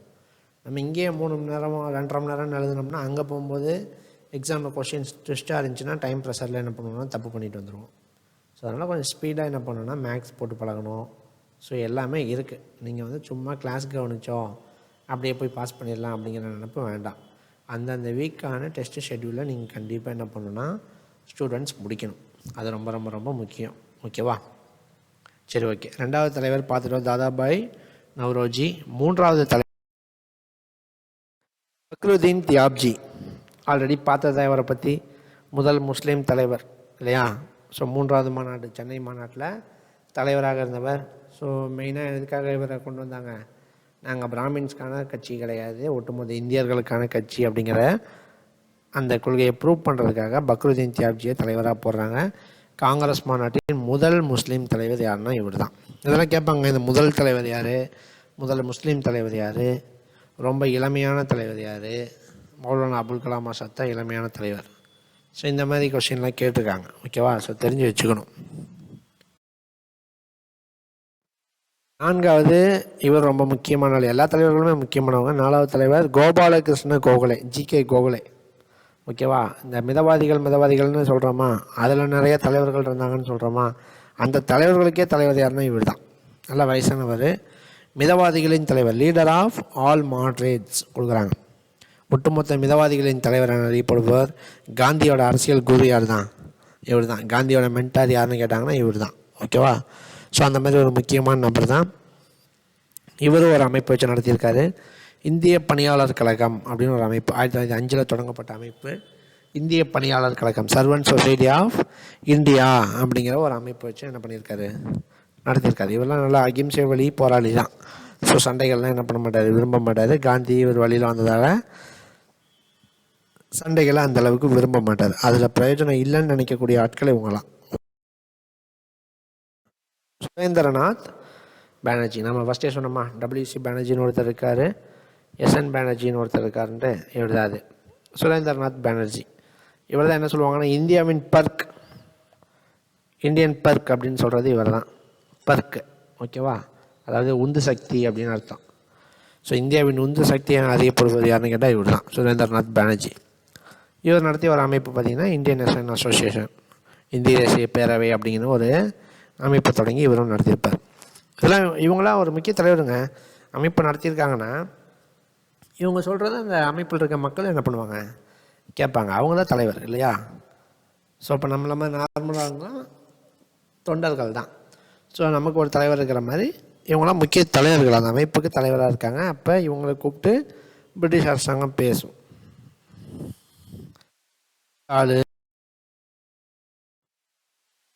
மகாதேவ் கோவிந்த் ரானடே, MG ரானடே அப்படின்னு ஒருத்தர் நீதிபதியாக செயல்பட்டவர்.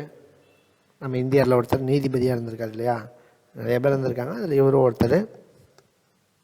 ஸோ தக்கான கல்விக் கழகம், தக்கான மகாராஷ்டிரா பகுதி தான். ஸோ மகாராஷ்டிரா பகுதியில் கல்விக்காக ஒரு கழகத்தை அமைப்பை ஏற்படுத்தியிருக்காரு. டெக்கான் எஜுகேஷன் சொசைட்டி அப்படின்ட்டு ஒரு அமைப்பு என்ன பண்ணியிருக்காருன்னா ஏற்படுத்தியிருக்காரு. இவங்கெல்லாம் பற்றி ஒவ்வொரு பாயிண்ட்ஸ் தான், மற்றபடி பெரிய லெவலில் ஒன்றும் இல்லை.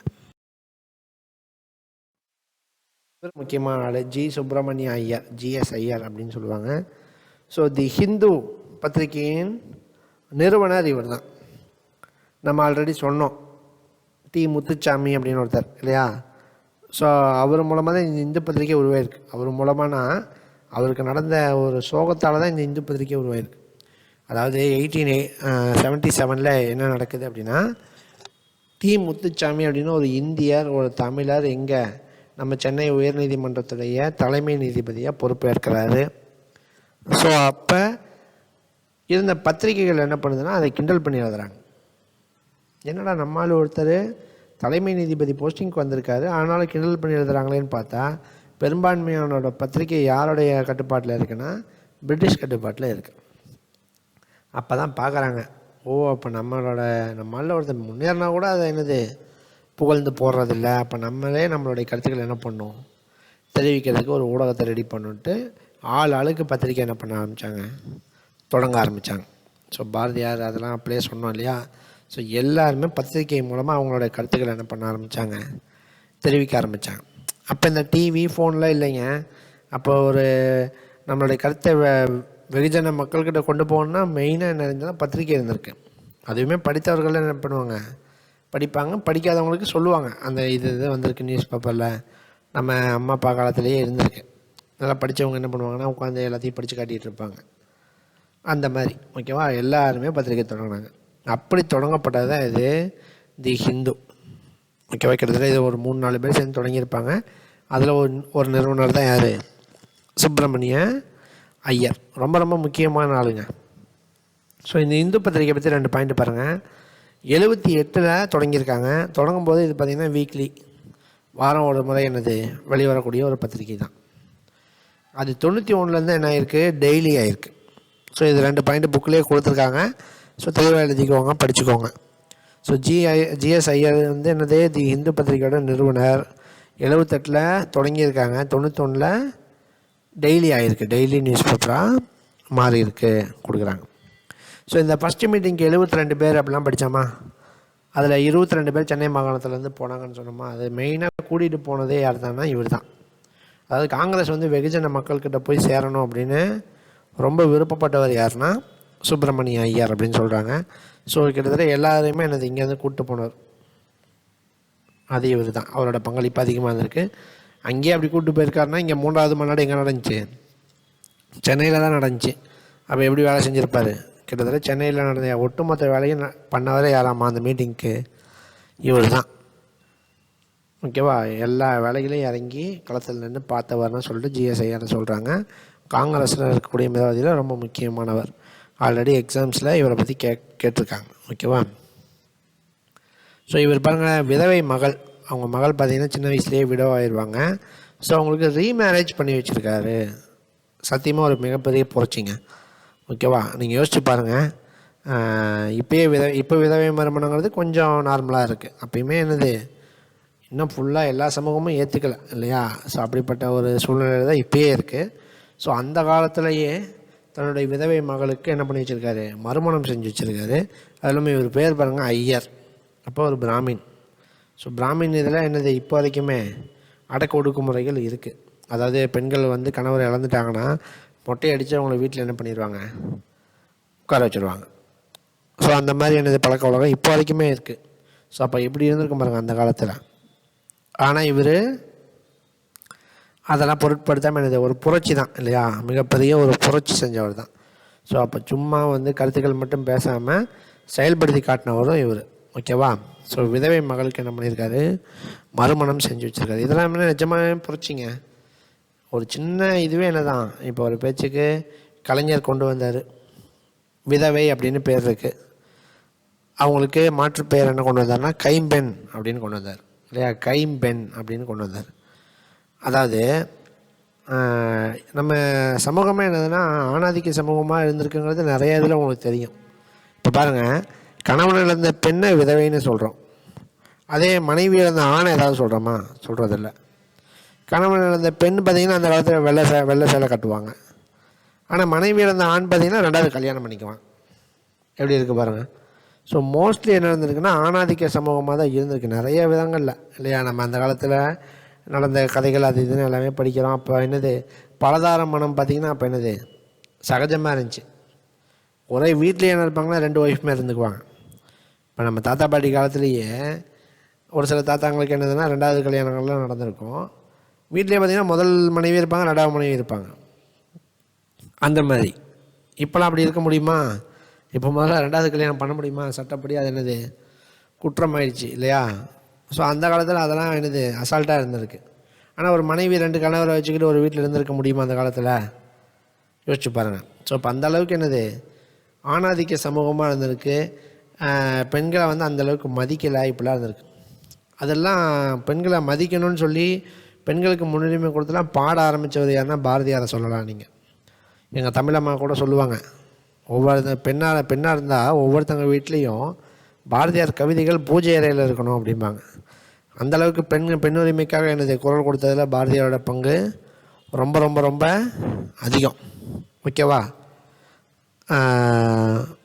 அது மாதிரி புரட்சி ஒன்று பண்ணவர் தான் யார்? ஜி சுப்பிரமணிய ஐயர் அப்படிங்கிறோம். ஸோ அவ்வளோதாங்க. மிதவாதிகள் பற்றி நீங்கள் படிக்க வேண்டியது என்னென்னா இவ்வளோ தான். புக்கில் பார்த்தீங்கன்னா உங்களுக்கு சும்மா ஒரு பக்கம் தான் கொடுத்துருப்பாங்க, இது எல்லாமே கொடுக்கல. இதெல்லாம் எப்படி கொடுத்துருப்பாங்கன்னா அங்கங்கே கொடுத்துருப்பான். இப்போ ஜி சுப்பிரமணியரை பற்றி எங்கேயாவது ஒரு பக்கம் வருதுன்னா அங்கே இந்த 2 பாயிண்ட்டு, தாதாபாய் நவரோஜி பற்றினா அங்கே 2 பாயிண்ட்டு, இப்படி என்ன பண்ணியிருப்பானா அங்கங்கே கொடுத்து வச்சுருக்காங்க. நம்ம அதை என்ன பண்ணியிருக்கோம், தொகுத்து ஒரு இடத்துல பார்த்துருக்கோம், அவ்வளோதான். மொத்தத்தில் நம்ம புக்கில் இருக்க நம்ம கிளாஸோட மெயின் மோட்டிவே என்னென்னா புக்கில் இருக்க கண்டென்ட் தான் நம்ம பார்க்க போகிறோம் இல்லையா? அதில் இருக்க ஹிண்ட் வேர்டு தான் நம்ம என்ன பண்ணியிருக்கோம், எடுத்து வச்சு உங்களுக்கு நடத்துகிறோம். ஸோ புக்கில் அங்கங்கே கொடுத்துருப்போம், உங்களுக்கு படிக்கும்போது கண்டினியூஷன் இருக்காது, நமக்கு தெளிவாக என்ன ஆகாது, புரியாது இல்லையா? மெயினாக நமக்கு தெளிவாக புரியாது. அதுக்காக தான் நம்ம கிளாஸே அட்டன் பண்ணுறோம். இல்லைன்னா தான் ஆளுக்கு நம்மளே படிச்சுட்டு போயிடலாமே இல்லையா? ஸோ அதனால் நான் மெயினாக என்ன சொல்கிறேன் அப்படின்னா, ஸ்கூல் புக்ஸை தயவு செஞ்சு எல்லோரும் எல்லா புக்ஸும் என்ன பண்ணணும், கலெக்ட் பண்ணி வச்சுருக்கணும். 6லேருந்து 10வது வரைக்கும் ரொம்ப ரொம்ப ரொம்ப முக்கியம். 11th 12த்தும் உங்கள்கிட்ட இருக்கிற புக்ஸை என்ன பண்ணிக்கலாம், அதாவது ஹிஸ்ட்ரி, பாலிட்டி, இந்த மாதிரி புக்கெலாம் டிஎன்பிஎஸ்சி ஸ்டூடெண்ட் கண்டிப்பாக 11th 12th வரைக்குமே வச்சுருக்கிறது பெஸ்ட்டு. ஓகேவா? ஏன்னா புக்ஸ் இல்லாமல் நீங்கள் படிக்கிறது ஒரு அர்த்தமே இல்லாமல் போயிடும். சும்மா ஒரு பிடிஎஃப் எடுத்து படிக்கிறதோ, ஏன்னா இப்போ புக்காக இருந்தால் நீங்கள் அந்த படத்தில் என்ன பண்ணுவீங்கன்னா, இப்போ நானே சொல்கிறேன் அங்கங்கே ஒவ்வொரு பாயிண்ட் இருக்குது அப்படின்னு சொல்கிறேன்னா, இப்போ நீங்கள் புக்காக இருந்தால் என்ன பண்ணுவீங்க, சுப்பிரமணிய ஐயரை பற்றி இங்கே ஒரு பாயிண்ட்டை படிக்கிறீங்க, இன்னொரு இடத்துல ஒரு பாயிண்ட் படிக்கிறீங்கன்னா டக்குன்னு பேனாவை எடுத்து அந்த இடத்துல என்ன பண்ணுவீங்க, நீங்கள் ஆல்ரெடி படித்த பாயிண்ட்டை எழுதி வைப்பீங்க. அப்போ ஒரே இடத்துல அந்த பாயிண்ட்ஸ் என்ன ஆகும்னா தெரியும் இல்லையா? அதே நீங்கள் வந்து சும்மா பிடிஎஃப்பில் படிச்சிங்கன்னா நீங்கள் எதையும் நோட் பண்ணலாம் முடியாது. நீங்கள் படித்து சும்மா வாசிச்சுட்டு அப்படியே போயிடுவீங்க. அப்போ திருப்பி இப்போ நீங்கள் ஒரு புக்கே படிக்கிறீங்க அப்படின்னா ஃபஸ்ட் டைம் படிக்கிறதுக்கு ஒரு பாடம் படிக்கிறதுக்கு 1 மணி நேரம் ஆகுது அப்படின்னா 2வது டைம் படிக்கும்போது ஒரு 1/4 மணி நேரம் தான் ஆகும். 3வது டைம்லாம் பார்க்கும்போது ஒரு 5 நிமிஷம் தான் ஆகும். ஏன் 2வது டைம்லாம் டைம் கம்மியாகுது? ஃபஸ்ட் டைமு நம்ம லைன் பை லைனாக எல்லாத்தையும் படிப்போம். ஒரு பாடத்தில் 10 பக்கம்னா 10 பக்கத்தையும் படிப்போம். ஸோ லேட் ஆகும். 2வது டைமு நம்ம அதில் தான் படிச்சுட்டு போகும்போதே முக்கியமானதில் என்ன பண்ணிடுவோம், கோடு போட ஆரம்பிச்சிடுவோம். அப்படி இல்லைன்னா ஏதாவது நோட்ஸ் எடுக்க ஆரம்பிச்சிடுவோம் இல்லையா? ஸோ அப்போ பாயிண்ட்ஸ் என்ன சுருங்கிடும். அப்போ 10 பக்கம் படிக்க வேண்டியது 2 பக்கம் படித்தா போதுங்கிற அளவுக்கு என்னது, ஏன்னா அங்கங்கே தானே முக்கியமான பாயிண்ட்ஸ் இருக்கும். ஸோ அதை நீங்கள் நோட் பண்ணிடுவீங்க. ஸோ அப்போ 2வது டைம் படிக்கும்போது சீக்கிரம் முடிஞ்சிடும், ஒரு 1/4 மணி நேரத்தில். 3வது டைம்லாம் படிக்கும்போது சும்மா திருப்பிட்டு போயிடலாம், ஏன்னா ஆல்ரெடி ஞாபகம் இருக்கும். சும்மா திருப்பிட்டு அங்கங்கே அப்படியே கண்ணில் பார்த்துட்டு போகிறது தான் 3வது தடவைலாம். இப்படி நீங்கள் 3 தடவை 4 தடவை ஒரு இதை ரிவிஷன் பண்ண வேண்டிய சூழ்நிலை இருக்குது. ஸோ நம்ம கிட்டத்தட்ட ஒரு 20 வாரத்துக்கு டிஎன்பிஎஸ்சிக்கு என்னது டெஸ்ட் ஷெட்யூல் போட்டிருக்கோம். ஸோ அப்போ 20 வாரங்கும் போது கிட்டத்தட்ட 5 மாதம். ஸோ அப்போ டிசம்பர் மிட்லேருந்து நம்ம ஆரம்பிச்சிருக்கோம் அப்படின்னாலே நமக்கு என்னது 5 மாதங்கும்போது ஏப்ரல் போயிடும் இல்லையா? ஏப்ரல் எண்டு முடிஞ்சு மே வந்துடும். ஸோ நமக்கு ஏப்ரல் எண்ட்லேயே நமக்கு குரூப் 4ஓட நோட்டிஃபிகேஷன் வந்துடுது.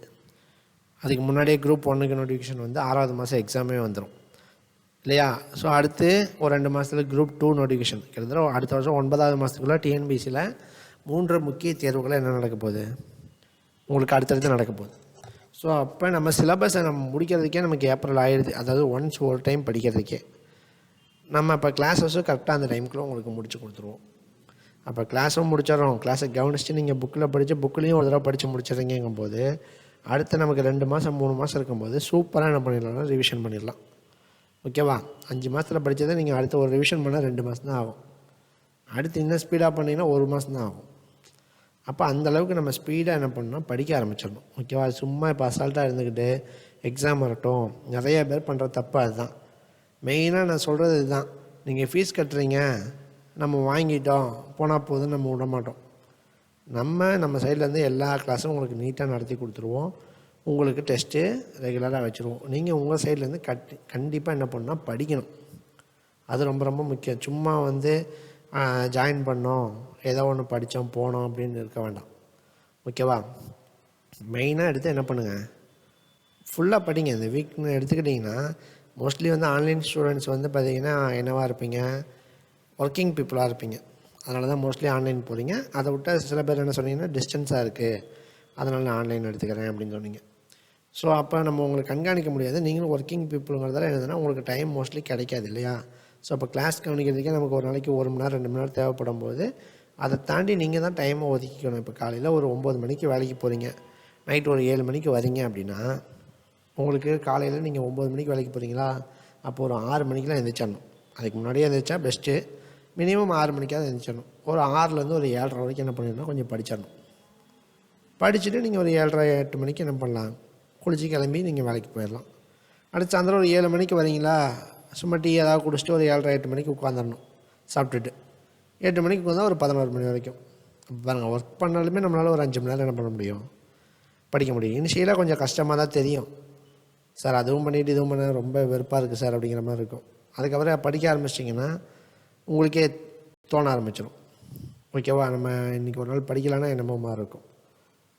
அதனால் நீங்கள் ரெகுலராக மட்டும் படிக்க ஆரம்பிங்க. புக்கு தயவு செஞ்சு கையில் வச்சுக்கோங்க. ஸோ திரும்ப திரும்ப திரும்ப சொல்ல வைக்காதீங்க. வாரம் வாரம் டெஸ்ட்டுக்கான கொஷின் வந்தோடனே நீங்கள் டெஸ்ட் எழுதினா அன்றைக்கி ஈவினிங் எனக்கு மார்க் சென்ட் பண்ண மாதிரி இருக்கும். ஸோ நீங்கள் மார்க் 140 கொஷின்ஸ்க்கு நீங்கள், அதாவது எஸ்ஐ பசங்க 140 கொஷினுக்கு நீங்கள் 110 115 எடுத்திங்கன்னா தான் நான் உங்களுக்கு ரெகுலராக கொஷின்ஸ் அனுப்புவேன். நீங்கள் 80 மார்க் 70 மார்க்கெலாம் எடுத்திங்கன்னா நான் அதுக்கப்புறம் உங்களுக்கு அனுப்ப மாட்டேன். ஒரு டெஸ்ட்டு பார்ப்பேன், சார் இந்த வாரம் படிக்க முடியல சார்னு சொன்னீங்கன்னா ஓகே. அடுத்த வாரம் அப்படி சொன்னீங்கன்னா நீங்கள் அப்போ கிளாஸே படிக்க வேணாம் தம்பின்ட்டு ரிமூவ் பண்ணிடுவேன் உங்களை. அதே மாதிரி தான் டிஎன்பிஎஸ்சி ஸ்டூடெண்ட் 200 கொஷின்னா ஒரு 160 கொஷினுக்கு மேலேயாவது என்ன பண்ணணும், போடணும். அப்போ அந்தந்த வாரத்துக்கான வீக் டெஸ்ட்டை நீங்கள் அப்பப்போ என்ன பண்ணணும், படிக்கணும். சும்மா நீங்கள் வந்து கிளாஸ் அட்டன் பண்ணிக்கலாம், நம்ம நோட்டிஃபிகேஷன் வந்ததுக்கப்புறம் எழுதிக்கலாம்னா யாருமே பாஸ் பண்ண முடியாது. அப்புறம் சும்மா நம்மளும் ஒரு கடமைக்கு நடத்தினா நீங்களும் கடமைக்கு படிச்சுன்னு போகிற மாதிரி இருக்கும். ஸோ அதனால் இவ்வளோ எஃபர்ட் போட்டு நடந்த இப்போ நம்ம ஒரு பிடிஎஃப் போட்டு உங்களுக்கு என்ன பண்ணலாம், அசால்ட்டாக நான் ஒரு 10 நிமிஷத்தில் நான் இந்த கண்டென்ட் ரெடி பண்ணிடலாம். ஆனால் பிபிடி போடுறதுக்கு எனக்கு ஒரு 2 மணி நேரம் ஆகுது. ஸோ அதெல்லாம் போட்டு உங்களுக்கு நடத்துறது எதுக்கு, இப்படி ப்ரெசன்டேஷன் இப்படி நல்லா இருக்கும்போது படிக்கும்போது அவங்களுக்கு என்னது டக்குன்னு மைண்டில் நிற்கும் தான். ஸோ அப்போ இவ்வளோ எஃபர்ட் போட்டு நம்ம நடத்துகிறாங்கும் போது நீங்களும் அதுக்கு தகுந்த மாதிரி என்ன பண்ணணும், உங்கள் சைட்லேருந்து உழைப்பை கொடுக்கணும், ஓகேவா? இப்போ நம்ம கிட்டத்தட்ட ஒரு 1.5 மணி நேரம் வீடியோ போடுறோம்னா அதுக்கு பின்னாடி 5 மணி நேரம் உழைப்பு இருக்குது. நம்ம ஆஃப்லைன் கிளாஸ் எடுத்தாலே 2 மணி நேரத்தில் இதை எடுத்துகிட்டு போயிடுவோம். ஸோ அவ்வளோ எஃபர்ட் போட்டு உங்களுக்கு நடத்துகிறோம் அப்படிங்கும்போது நீங்கள் அதுக்கு தகுந்த மாதிரி என்ன பண்ணுங்கள், உங்கள் சைடில் அதுக்கு தகுந்த மாதிரி படிங்க, பாஸ் பண்ணுங்கள். உங்கள் லைஃப் 2025 என்ன ஆகணும், சேஞ்ச் ஆகணும், ஓகேவா? ஸோ அதான் நம்ம கிளாஸோட மெயின் மோட்டிவ். சரி, இதோட இந்த கிளாஸை முடிச்சுக்கலாம். ஸோ இன்றைக்கி என்ன பார்த்துருக்கோன்னா இந்தியன் நேஷ்னல் காங்கிரஸுடைய ஃபஸ்ட்டு பார்ட்டு பார்த்துருக்கோம், ஓகேவா? ஸோ நெக்ஸ்ட் கிளாஸில் என்ன பார்க்க போகிறோம்னா பீரியட் ஆஃப் எக்ஸ்ட்ரீமிஸ்ட், தீவிரவாதிகளுடைய காலம். இவ்வளோ நாள் அமைதியாக இருந்தவங்க ஏன் திடீர்னு மாறினாங்க, அப்போ புரட்சி அடிக்க என்ன காரணம், ஸோ அதிலிருந்து தீவிரவாதிகள் பிரிஞ்சு போனது எல்லாத்த பற்றியும் நம்ம என்ன பண்ணலாம் அடுத்த கிளாஸில் பார்க்கலாம். அதுக்கு அடுத்த கிளாஸில் காந்தி வந்ததுலேருந்து சுதந்திரம் வாங்குற வரைக்கும் என்ன பண்ணலான்னா பார்க்கலாம், ஓகேவா? ஸோ கண்டிப்பாக ஒரு கிளாஸ் முடிஞ்சவொடனே என்ன பண்ணுங்கள், அப்போயே ரிவிஷன் ஒரு தடவை படித்து பாருங்கள். ஸோ நம்ம நெக்ஸ்ட் வீக்லேருந்து ஒரு கான்ஃபரன்ஸ் கால் மாதிரி போட்டு அதிலேருந்து கொஷின்ஸ் கேட்குற மாதிரி ஒரு ஐடியா இருக்குது. நீங்கள் முன்னாடி படித்த கிளாஸ்லேருந்து கொஷின் உங்கள்கிட்ட ஒரு 2 கொஷின் 3 கொஷின் கேட்குற மாதிரி ஒரு ஐடியாலாம் இருக்குது. அதை எப்படி நம்ம பிளான் பண்ணிக்கலாம். அப்பப்போ படிங்க. வீக் டெஸ்ட்டு கம்மிங் சண்டே இருக்கிறதுக்கு கண்டிப்பாக எல்லோரும் என்ன பண்ணணும், நல்ல மார்க் வாங்கணும். அதுக்கு தகுந்த மாதிரி படிங்க, ஓகேவா? தேங்க்யூ.